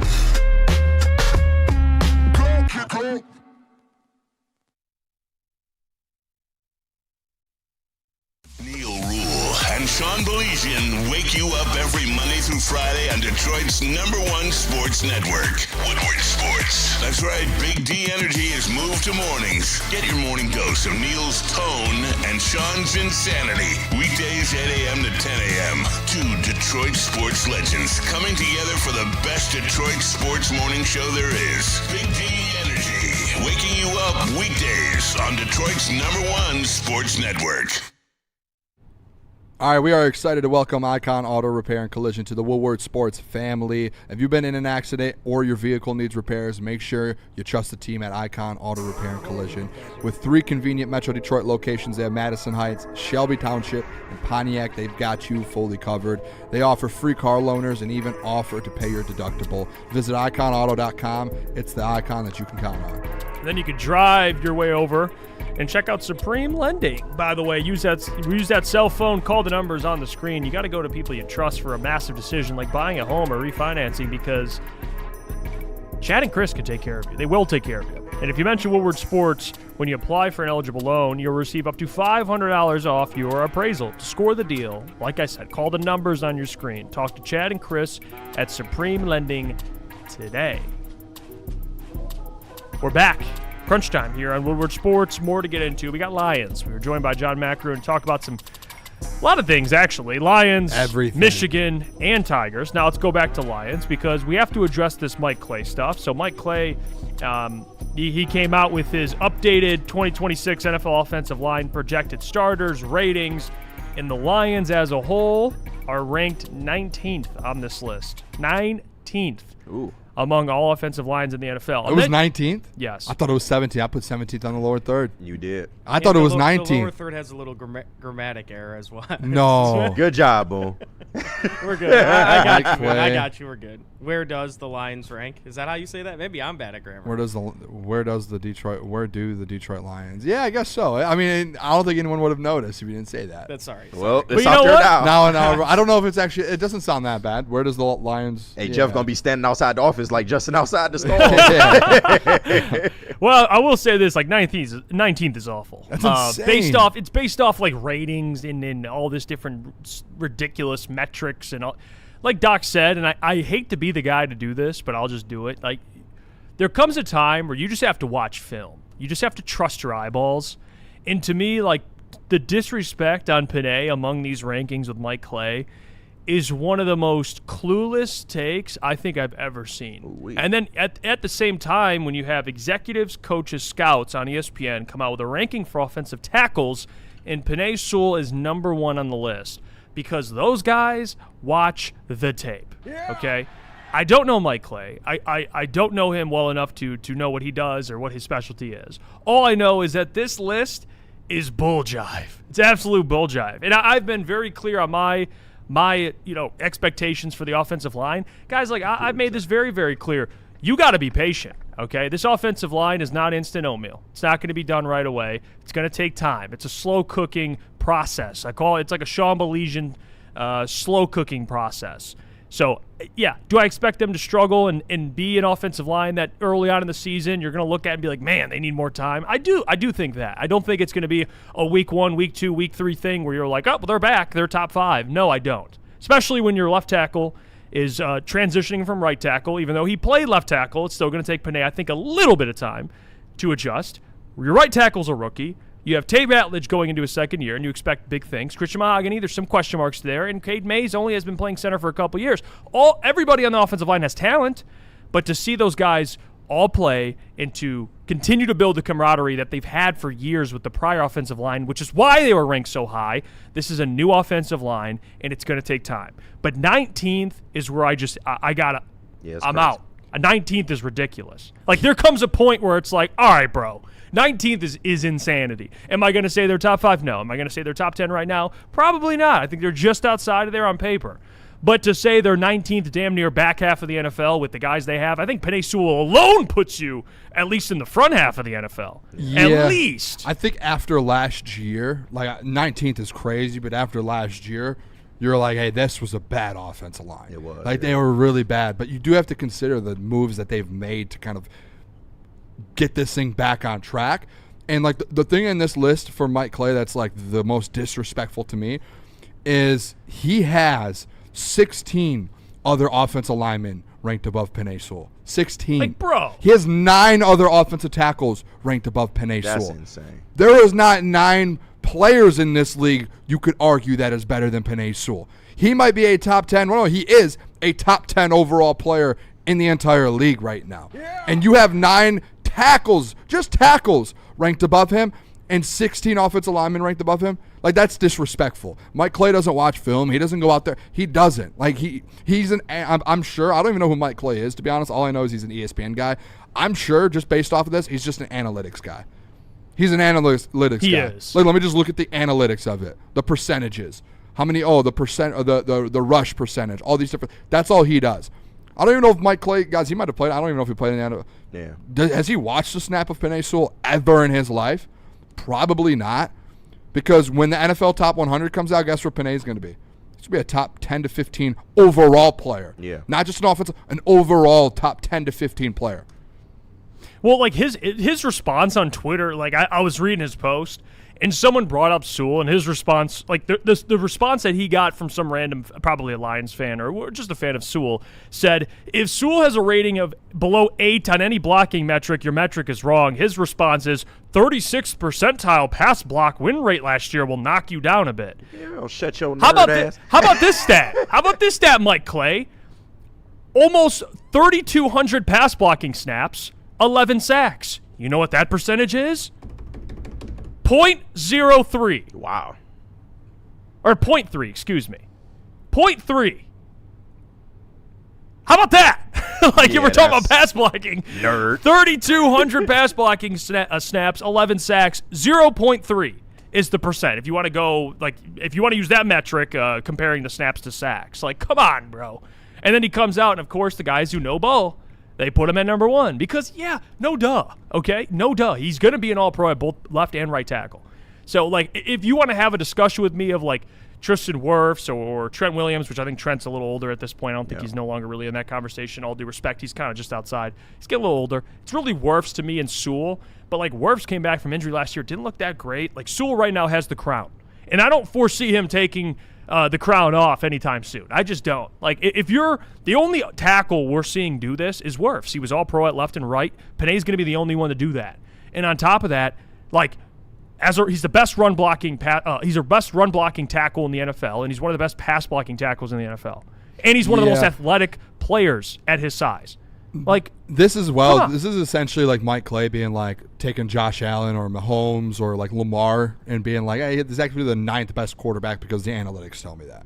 Like, that's what this is. Because if you ask around the league, other players and coaches, hey, who are the best offensive linemen in the NFL? Guess what they're doing? It's Penei Sewell.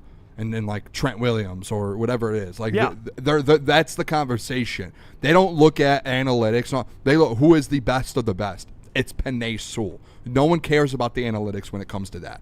No one does. And I know we use PFF, but, like, I've always said it. That's just like a foundation of, like, hey, this is like it is a measuring stick, but don't take it to heart. You know what I mean? It shows a little bit, especially with offensive linemen. We're like, it shows a little bit, hey, can they pass block? What are the percentages? But you don't want to sit there and take it to heart because they mess it up. Like, that's not a full, like, measurement of, like, yards in a season or touchdowns in a season or catches or passes or interceptions. You just don't have that with the offensive line. It's almost half an eye test. And Mike Clay fully took the eye test out and was like, we're not watching any Penei Sewell. Well, I'm going to go just numbers. Even if you want to use PFF. Like, I agree with you. I always say PFF is only good when it fits your narrative. I like using it when it fits my narrative. If it doesn't, I don't like it. But only when I like it, it fits my narrative. He was the number 1 graded tackle on PFF. And then so if you don't want to use that fine, if you want to use your eyeballs, you'll still say that. But on PFF, he's number 1. So, Mike Clay, what metric are you using, brother? What metric are you actually using? That's where I want to know. That's, you know what? That's the detective work someone needs to find out. I think the metric he's using is, I know Lions fans are a vocal bunch, and this is a good way to get attention on this article.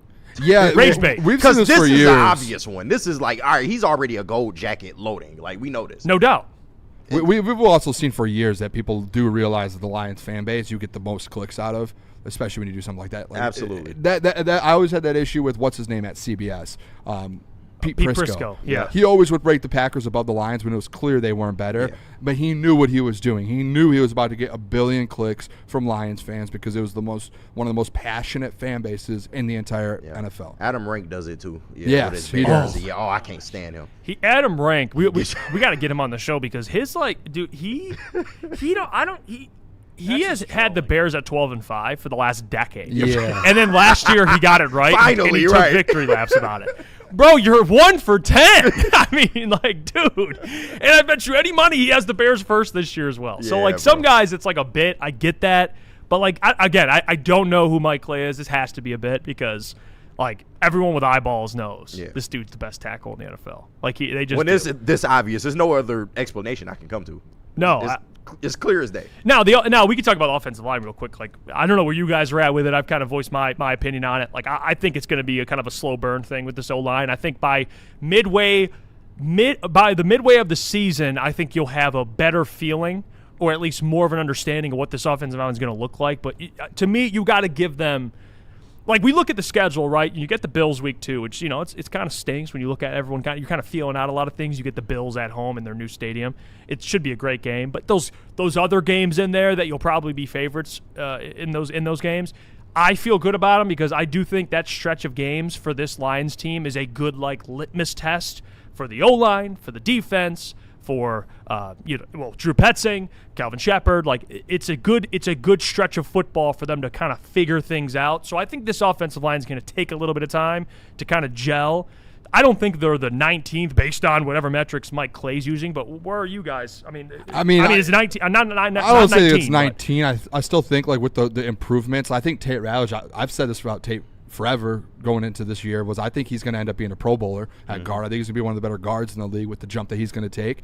Obviously, you get Cade Mays. You upgraded your center. That was the worst position on your offensive line was center. No offense to Graham. Graham, he's a left guard, right? Or he's a guard just in general. He was never supposed to be your center, and he was terrible. He was one of the worst centers in the entire league, and you got a top 15 center in the NFL to come there. So you already, in my opinion, I think Tate going from year 1 to year 2 is an upgrade in itself. I think Cade Mays is an upgrade.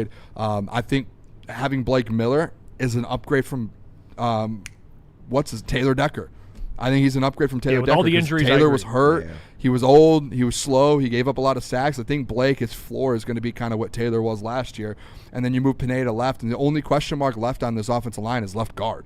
So to me, I think at best, I think Hank Fraley's going to have this offensive line kind of buzzing back at a top 15 level again. Listen, you can't get mad at the 19th at the end of the day because you were so bad last year on your offensive line.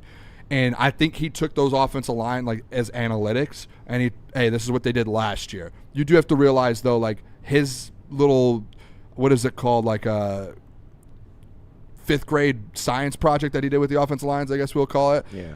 That just has to do with last year. So this year, everyone's going to get better. He doesn't take that into account. This offensive line, I think, if I'm just being fully transparent, this is going to be a top 10 offensive line this year. I think with Hank Fraley running it and the pieces that you have, you're back to a top 10 offensive line. Bottom line, that's it.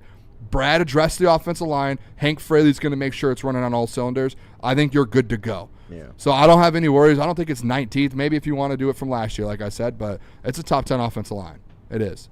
Right now on paper, you're between 10 and 15. And I do understand, how bad they were last year. But you have no choice but to think that, just with the reps that they're going to get, they're only going to get better as this goes along because they did go a long ways and kind of improving that line. Although I would still say that one, of course, left guard is a question mark with Christian Mahogany, but also the rookie because we don't know how he's going to fare at the NFL level. But he's played enough in college to where these NFL snaps, he should eventually kind of fall in line and be able to kind of take that mantle that Taylor Decker left. So I'm not worried about it. As long as it's not as bad as kind of the start of the year last year, right, where you had all the communication issues, you were struggling with protections and stuff like that. If they can get the communication issues down, I think it's only a matter of time. And yes, they will get beat at times, but ultimately, as this year goes along, they're going to settle in. They're going to be just fine. I'm not worried about it. And I do agree with Booner.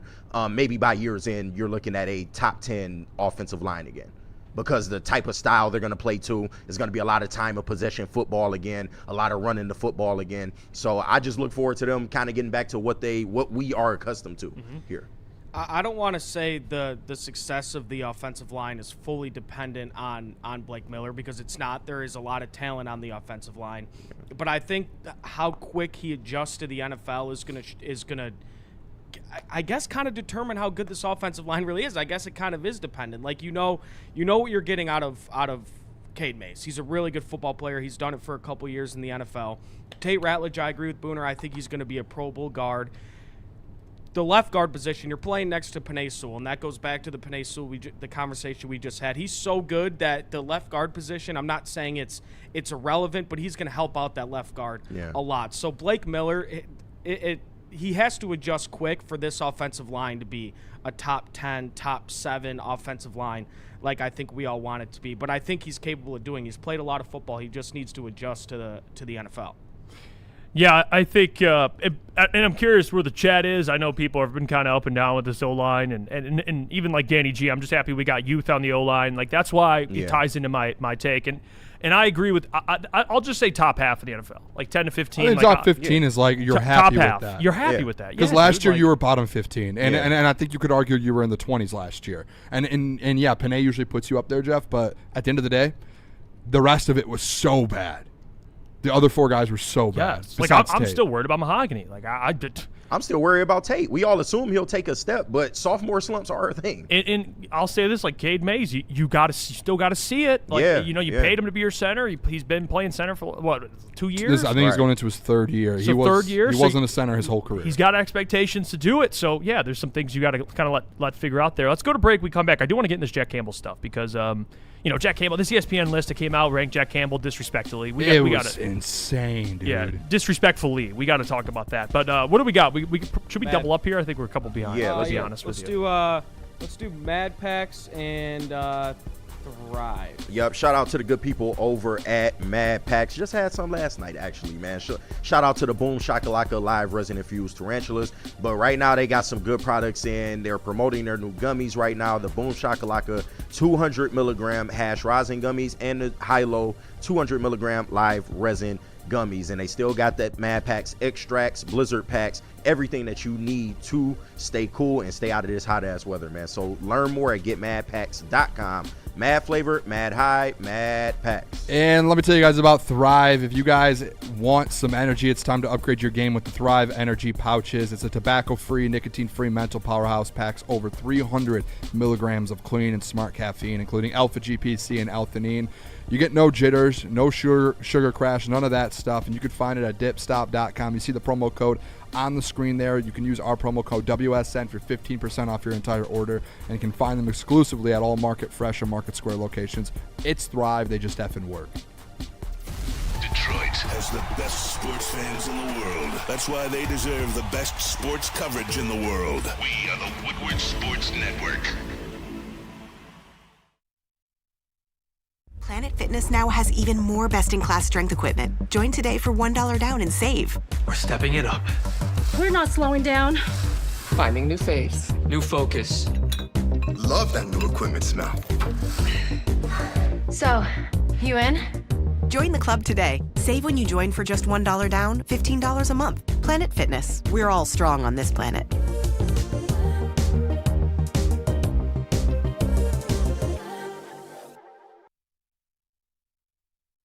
Finally, life-enhancing LASIK surgery at a price you can afford. Michigan's most experienced eye surgeon, Dr. Yaldo, is offering the most advanced LASIK at just $1,699 per eye, regardless of your prescription. Imagine not just being free from contacts and glasses, but actually seeing better without them. This limited 2026 spring offer is thousands less than others charge. Go to YaldoEyeCenter.com for your free evaluation and save. Dan Campbell is in redemption mode. No, make no mistake. It's not revenge he's after. It's a reckoning. And Woodward Sports is here to cheer on the Detroit Lions every snap. Don't miss a moment of Detroit Lions coverage. Follow Woodward Sports on all social media platforms now. Woodward Sports, let's go. It's my time now. Lock in, y'all. Lock in. I'm going to tell you about Loom first, and I'm going to tell you about the Buzzin' energy drinks. I think Juicy Jeff knows about the Buzzin' drinks because he got a little buzz while he was drinking. But shout out, man, and they are a serious upgrade for this summer. Let's be real, y'all. It's the same THC buzz that you love. 7.5 milligrams. Still have you feeling good, but it's also going to give you some energy with 100 grams of caffeine from green tea extract. But it's not artificial. It's bold in flavor, light in calories, and got everything that you need to start your day or keep your day going. Available now at all 40 locations across the state of Michigan, and you also still get 30% off your entire order by using code WSN30. So why wouldn't you go to Loom.com and get yours today? And also, let me tell you about something else you can get while you're at Loom. Amnesia, man. Amnesia is proud to be available at all of the top dispensaries across this great state with products for adults 21 and up. Their newest launch is the Switch 2, a 2-gram dual-chamber disposable featuring liquid diamonds. With 2 chambers and 2 different flavor profiles, you can enjoy the left, you can enjoy the right, or just make a high sandwich and just do it all at once. But discover your new favorite with the Switch by Amnesia. Get yours, man. Let's get to this Jack Campbell stuff. ESPN comes out with their articles. We've broken these down. This is where I love this part of the offseason because they come out with these top 10 at different positions according to executive scouts and coaches. And they got linebackers out. This is recent. This is new. This is breaking. And Jack Campbell, he was a little bit, depending on who you ask, but most people would probably agree, disrespected on this list. I'll go through them, and you guys put your guesses in the chat. Where do you think Jack Campbell should be ranked on this list? Because they have 10 guys. That's how they do it. 10 guys, and they have honorable mentions. So honorable mentions on this list, like Demario Davis, Patrick Queen, Quay Walker, guys like that. Now, to get to the top 10. So we'll start at 10. We'll just go through some of these names. So Devin Lloyd comes in at 10. 9, Edgerrin Cooper. So 2 good linebackers. 8, Nick Bolton. 7, Jordan Brooks. Had a bunch of tackles last year. 6, Azeez Al-Shaair. And then we get to the top 5. Now, most people you ask would probably, what would you say Jack Campbell typically would be ranked every year? I would say top 5 3. linebacker. Yeah. I would go top 3. Yeah, like 4 or 5. Especially last year's first team All-Pro, so that means he's probably the best in the league. I would say, and you know how I feel, I put Fred Warner above him. I've made that clear. Which is fair. Healthy Fred Warner. Fred Warner, no doubt. And then Roquan, I'm willing to have the discussion. You know, even if you say, I think top 3 would be like the lowest for me, I'd go. I think you'd still argue over Roquan. Like, you can make the argument. We can make the argument. 2025, you can make the I'll argument. say lowest I would go would be 3. Yeah. I would not. I think he's 3 moving forward. Okay? And that's coming from me, who's been more patient with this Jack Campbell stuff. You've been ahead of it for a while. So Jack Campbell on this list is at 5. Okay, he's at 5. And let's go through who's ahead of him. So Jack Campbell's at 5. Highest ranking was 1. So someone ranked him 1. The lowest ranking was unranked. That guy should be fired immediately. Yeah. Okay, he was unranked according to one guy. I don't know who that is. Last year he was an honorable mention. So he went from an honorable mention to now the fifth linebacker according to executives, coaches, and scouts. Number 4 is Zach Bond. That's who's ahead of him. Yeah. Okay, number 3, Carson Schlesinger, the rookie last year for the Cleveland Browns. Wow, UCLA really? linebacker, second-round pick. He had a great year. We'll talk about that, but he's number 3. Number 2, Roquan Smith. Number 1, Fred Warner. Okay. So he's in, like I said, 3, I'm cool with that.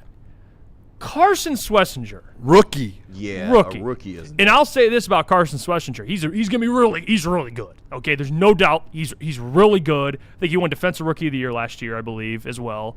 And it says here also, one of 3 players with at least 2 sacks, 2 interceptions, 10 tackles for losses. The other players were T.J. Watt and Latu from the Colts. So he's a really good player. You can't do, as a rookie though. You can't be 3rd. This isn't Calvin Shepard. Like, don't make me play the rookie. Like he's a great rookie, but 3 is crazy. Zach Bond, I really like Zach Bond. Yeah. I think he was an All-Pro, I believe, as well. You can make the argument. 2-time Pro Bowler. He does a lot. I mean, he gets picks, sacks, forced fumbles, a bunch of tackles. He does a lot.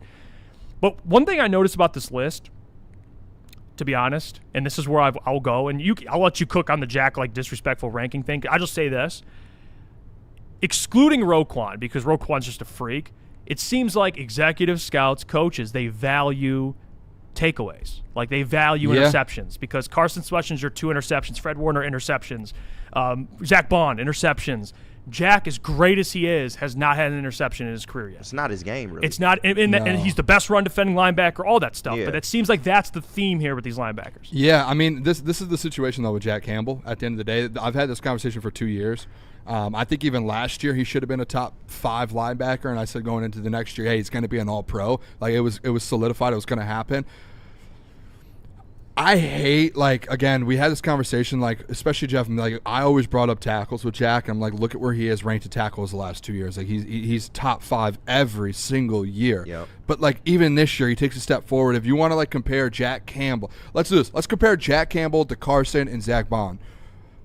Jack Campbell had 176 tackles and 89 solo. Carson had 156 with 67. Zach had 123. It's like a clear difference in that. And when your job as a linebacker is to stop the run, get tackles, play in coverage, get to the quarterback. Oh, you want to get to the quarterback? Okay, Jack Campbell, 5 sacks. Carson, 2.5. Zach, 3.5. So Jack has him beat on that. And if you want to even go to PFF side of things and be like, all right, well, where's Jack? We talked about that with Panay. Where's Jack Campbell when it comes to the PFF rankings? He's the number 2 rated linebacker per PFF. And the only person he's behind is Fred Warner, who missed half of the year last year. So technically last year, he was the number 1 rated PFF linebacker. Run defense. He was the number 1 rated linebacker in run defense. He was top 10 in pass rush defense. He was top 10 in coverage as well as with linebackers. So it's like you kind of go down the line there and you go, this is one of the best linebackers in the NFL. You go look at Carson, some of them dropped off a little bit in PFF. He's not near where Jack Campbell is. He's maybe in the top 10. He's not number 1 and number 2 in those categories. He's not. Same with Zach Bond. He's not. So to me, it's like, all right, it's just a continued, and it was like this last offseason. It's a continued disrespect for Jack Campbell. And Jeff, you remember the conversation we had last offseason where I was like, at some point, Jack has to be in that conversation with Roquan and Fred Warner. Yes. Has to be. And I thought after this year, when, again, out of those 3 players, that the 2 guys that passed him up, neither of them were All-Pro this year. Not one of them. Jack Campbell, first-team All-Pro. One of the top 2 linebackers in the entire NFL last year. But still, some people want to disrespect and throw him underneath them. I don't get it. I don't know how. I know this is NFL executives, coaches, and scouts, so like they might know more, and I know in the other rankings we agree with them. But this one's ridiculous, man. At some point, you got to give Jack Campbell his flowers for the season that he had, and he's only going to get better. At some point, like I said last offseason, it's time to throw Jack Campbell in the conversation with Fred Warner and Roquan Smith and Jack Campbell. It's those 3 in the NFL as an off-ball linebacker, and that is it. It's not close. There's a gap after those 3, and then you can start throwing Carson in there and Zach Bond in there and everyone else. And if Carson this year goes out there, because now he's not a rookie and he has a massive year, 180 tackles, whatever it is, then we can have that conversation. You got to see it before you just throw him above a guy like Jack Campbell. You have to. Yeah. If you're number 1 in the league in anything, you're better than top 5. You're top 3. You're top 3. He's he's literally the number 1 run defender. Do you think part of it? My theory on this too. My theory on this too is his like, but then it kind of goes away because Carson plays for the Browns, so like the marketability is tough. You're playing for the Browns, I get that, and he was on a good defense. Jack and Fred Warner has been on a good defense. Roquan, questionable defense, but you know Roquan's been a part of a lot of good defenses. Zach Bond, good defense. Is it because Jack's been a part of a defense that hasn't been quite elite yet? Is that part of it? That's my theory on it, Caleb, to be honest with you. I don't know. That's the only thing I can think of. It's possible. That's what I think it is. I mean, because if you look at Zach Bond, like, he was on a Super Bowl winning defense, and I think that might be one of the reasons that he's rated higher than Jack Campbell. But I agree with everything you say, Booner. Like, he was second in the NFL in total tackles this season. He was one of the only bright spots on this Detroit Lions defense.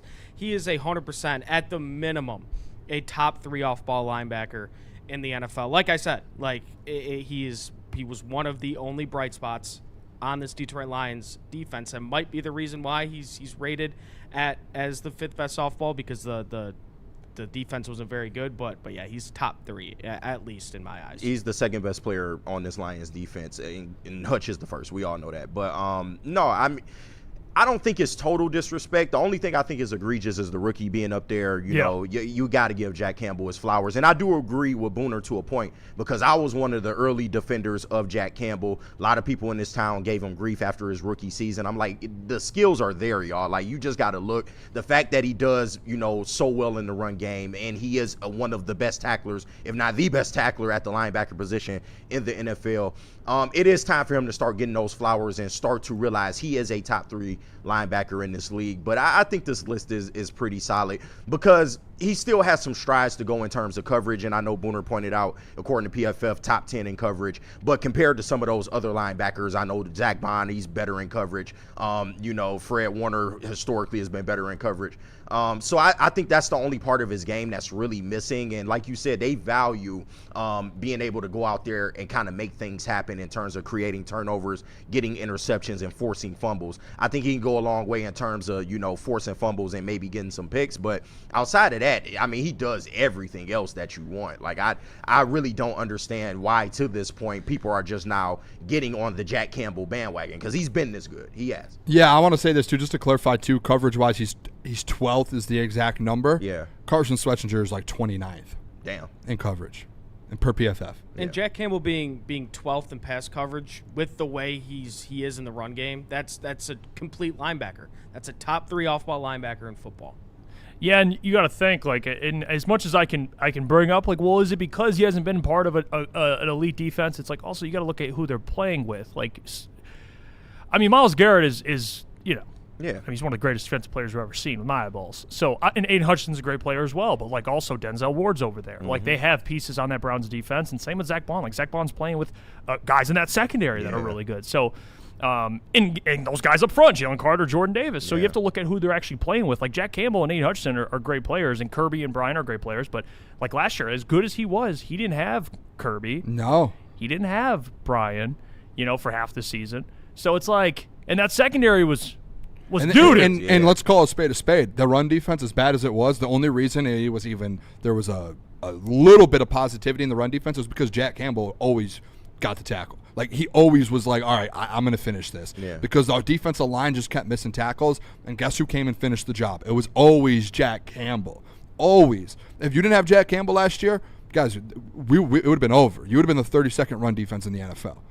Yeah, he was the only thing keeping you afloat. Yeah. Like when Pittsburgh ran for 200 and something yards, the only dude making tackles was Jack Campbell. Yeah. Like, it's crazy. He was on an island there. Danny G. Jack is also doing this with a very underproducing D-line and literal mosh pit of secondary players.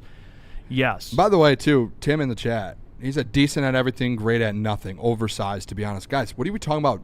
Great at nothing. He's the number 2 ranked PFF linebacker in the NFL. He's the number 1 rated run defender among off-ball linebackers in the entire NFL. He's the best run stopper at his position in the NFL right now. Yeah. The best. It's not even a question. He had 5 sacks, too. Yeah. Oh, yeah. Sprinkle that in. Sorry, that's not Sprinkle great for an in off-ball linebacker. I don't know what is. Yeah, he's great at run defense. He's great at tackling. He's great at instincts. He can get sacks. He sprinkles in a couple sacks every single year. His only question mark is coverage. I mean, the coverage is still top that's hard 12. to do. And yeah, it's still pretty Which is good. like, you're He's sitting there made be like, strides. and that was a thing I had last year, argument last offseason with Jeff, where he's like, the coverage. And remember, like, even the year before, he was top 10 in coverage the year before, but people were always like, that's his issue.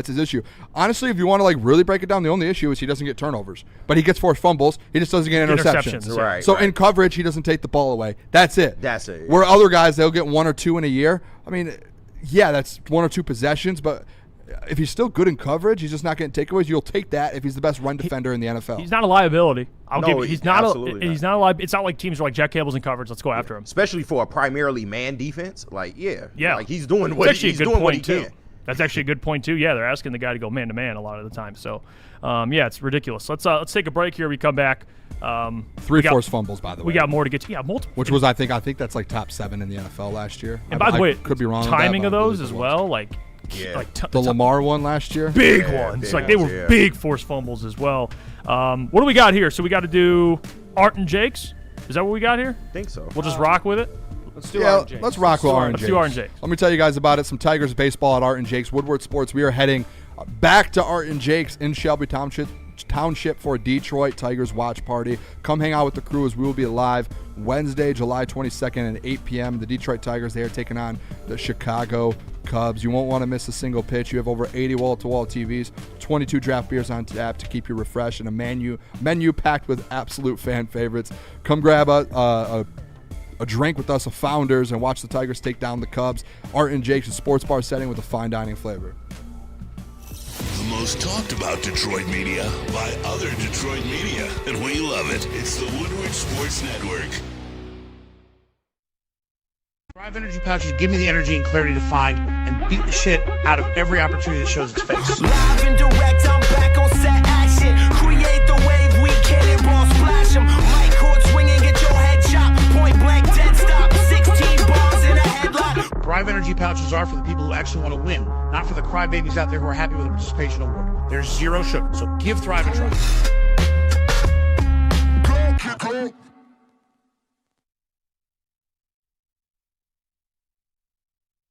You know how some things are so good they should be world famous, but they're not? Our house-made vinaigrette is one of those things. And the antipasto salad, we drizzle it over. Same with our hand-battered chicken tenders. Original recipe soups and pasta sauces. It's almost as if our original, world-famous Detroit-style pizza is mocking them. And that's not very nice.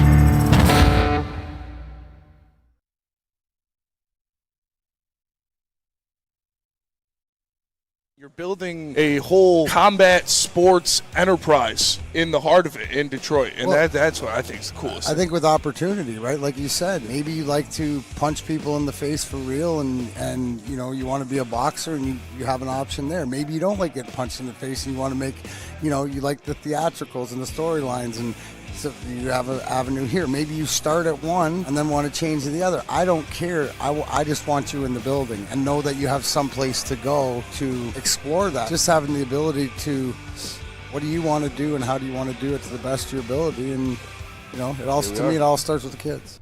If you're looking to take your relaxation to the next level, you got to go to Massage Chair House, the largest massage chair room in the Midwest, featuring top brands like Infinity and Osaki. They are your destination for premium comfort and cutting-edge wellness technology. Experience the difference with Dr. Eric Duncan, the Wellness Doc, and creator of the #1 YouTube channel for massage chair reviews at the Wellness Doc. Book your visit today at massagechairhouse.com or simply scan the QR code on your screen. Massage Chair House, your ticket to ultimate recovery and relaxation. And let me tell the people about Gold Crown. Just shot a video for them yesterday, man, promoting these great products that they got, and one of them is the Royal Jesters, man. And I ain't talking the little boys, we talking about the big ones, 1.5 grams each, and they are quad infused, which means Keef coated, live resin infused, THCA, diamonds, and terpenes, all packed into one big joint. 4 layers of goodness, Michigan made, top tier, no shortcuts. Next time you hit the dispo, don't think, just ask for the Royal Jesters, because if you're gonna smoke,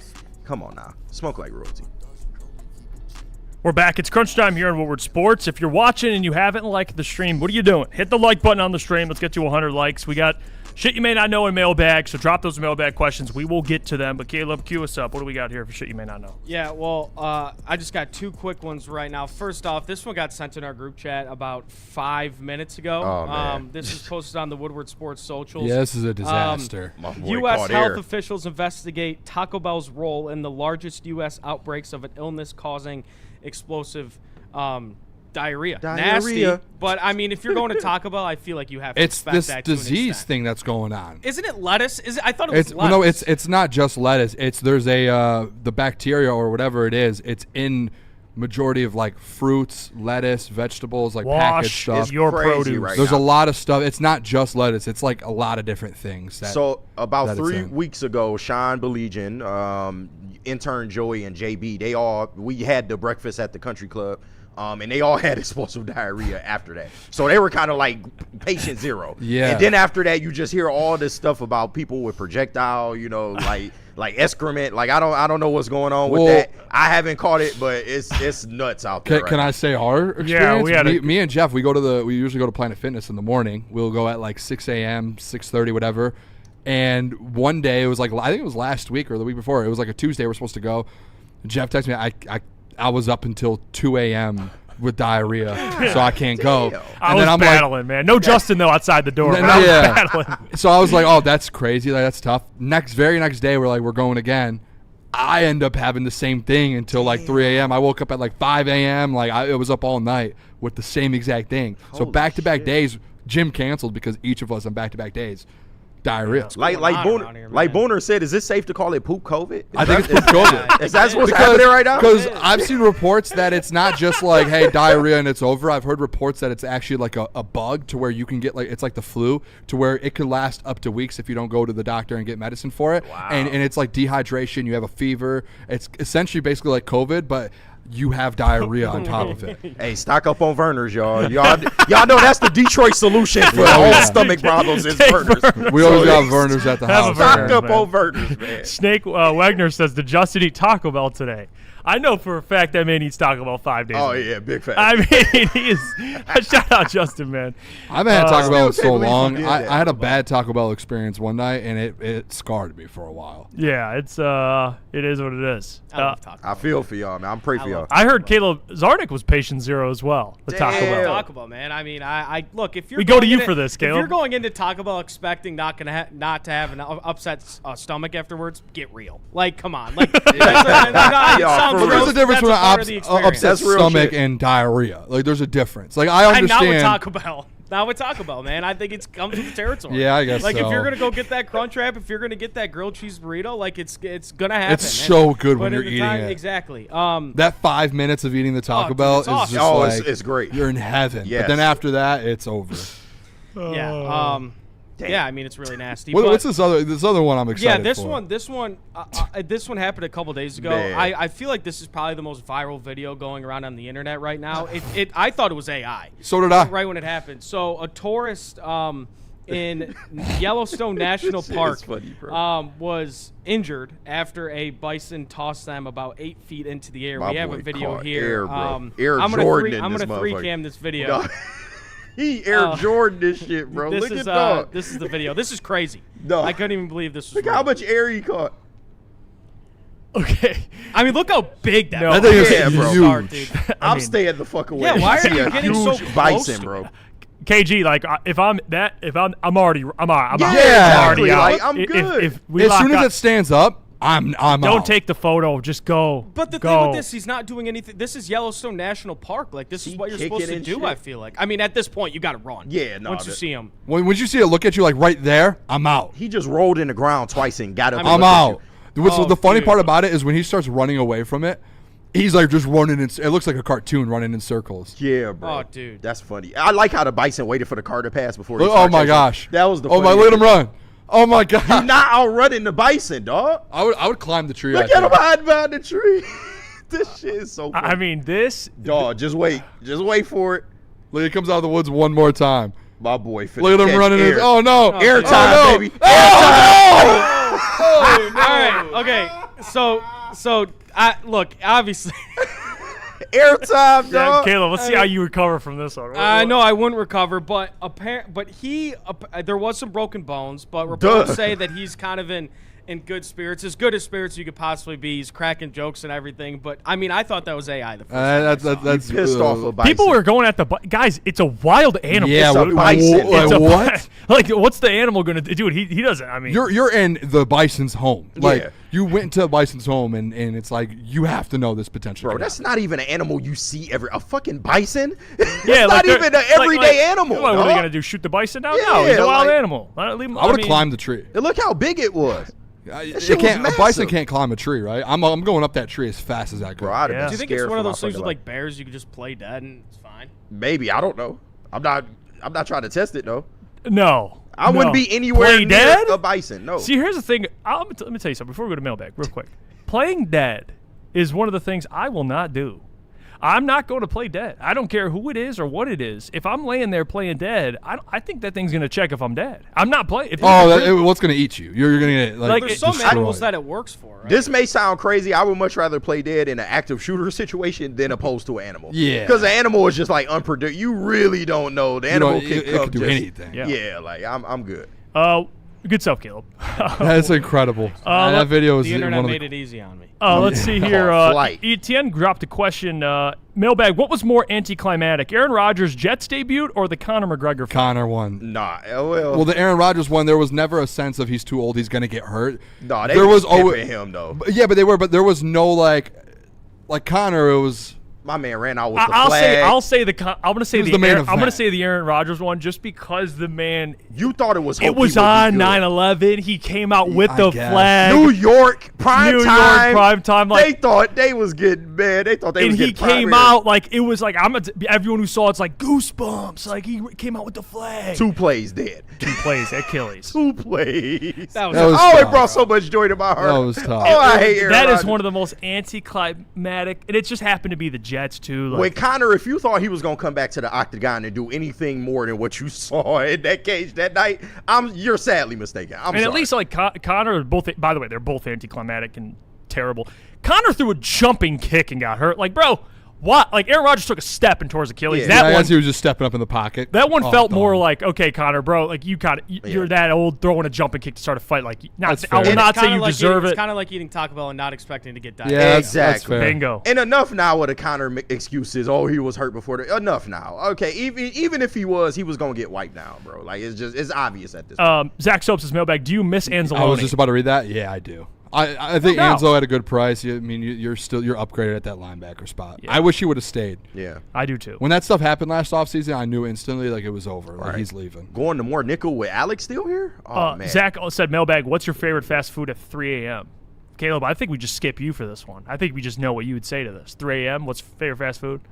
No, it's Taco Bell. Yeah. Yeah, 3 a.m. ain't shit open, really. Yeah, you Besides really have Taco either. Bell is- You got to find the 24-hour place, and right now Yeah. it's like one. This McDonald's is, this one isn't. This Taco Bell Is Taco Bell the this one sweep? isn't. It might be a sweep. The Taco Bell by my house closes, I think, at like 2 a.m. No, I would So. say Coney because I'm of the city. So Coney's a good Coney's a one. good one. You That's can coming find home it. from the bar, like walking home. Well, we're actually right And by right one. low. This one? If you're out Yeah. here late, Well, I Yeah, mean, it's good stopping living out here. here, like going out to the bars on can like a swing that weekend, Coney. and me and my Yeah. friends will go in the Coney. I mean, you'll see some shit in the Coney at 2 in the morning, but Mine is always just like, let me get a Big Mac or something.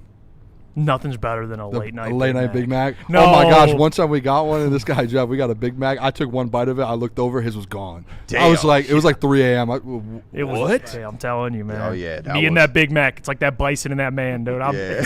Dude, I swear, I'm Jeff was tearing sitting up there that Big Mac. shirt off, just. Okay, why do you got to add that detail? Shirt off is Well, it's the wild. end of the night. It's 3 a.m. It's 3 a.m. I mean, it was a Justin- funny. It was a Justin funny. waiting for him It to was do a that. funny visual. You look over. We're all about to get ready to just crash for the night, and we look over, and Jeff's his Big Mac, no shirt on, just. Did you look at the Big Mac like you looked at the Glizzy in that video? Oh yeah. Yeah. Oh Oh, yeah. Oh yeah. KG. He was ready to risk it all for the Big Mac. I mean, hey, Someone said, man. "Did you guys just see what the Buccaneers just posted? What's I that?" think it was the Bison video. No. I think I saw. Well, someone Dante else said, talk about Melbsack, the Tampa Bay Bucks posted a video on X that used that video of the guy getting flipped in the air by the Bison. The Shout out. Buccaneers, man. You ain't the Chargers social media. Pipe down. Yeah. All right, Buccaneers. What'd they do with it? Oh, they deleted the post. They did, yeah. It was I don't even know what this is. It's a video of the Bison flipping the guy, then it turns to I don't even know what player that is doing a front flip. Yeah. What? I don't know, dude. I don't know. That's crazy. Yeah, that's Buccaneers on wild. Hey, if y'all need some help, call it, bro. Yeah, that is. They run out of ideas, I guess. That is. Shot says it's funny. We always joked about Taco Bell giving us explosive diarrhea. Now it's actually giving us explosive Yeah. diarrhea. Now there's actually a real like. It was just problem. regular diarrhea before. It was Now still it's solid. explosive. Yeah, now it's liquid. I can't it's get of over the liquid variety. I can't get over poop COVID. That's actually crazy. Yeah, That- nah, that's so wild. I'm telling you, man. Wash your produce. Be careful out there, folks. And wash your ass, please. Yeah, I It's hot. purposely too didn't pack salads this week. Usually I do salads with like some type of lunch meat. I went the other route. I'm doing like subs or something. Yeah, you gotta be wraps. Like I you gotta switched. move different. Yeah. I did. I'm gonna be honest with you. I'll be fully transparent. I'm gonna be honest. I got a sandwich. It's got lettuce on it today. No.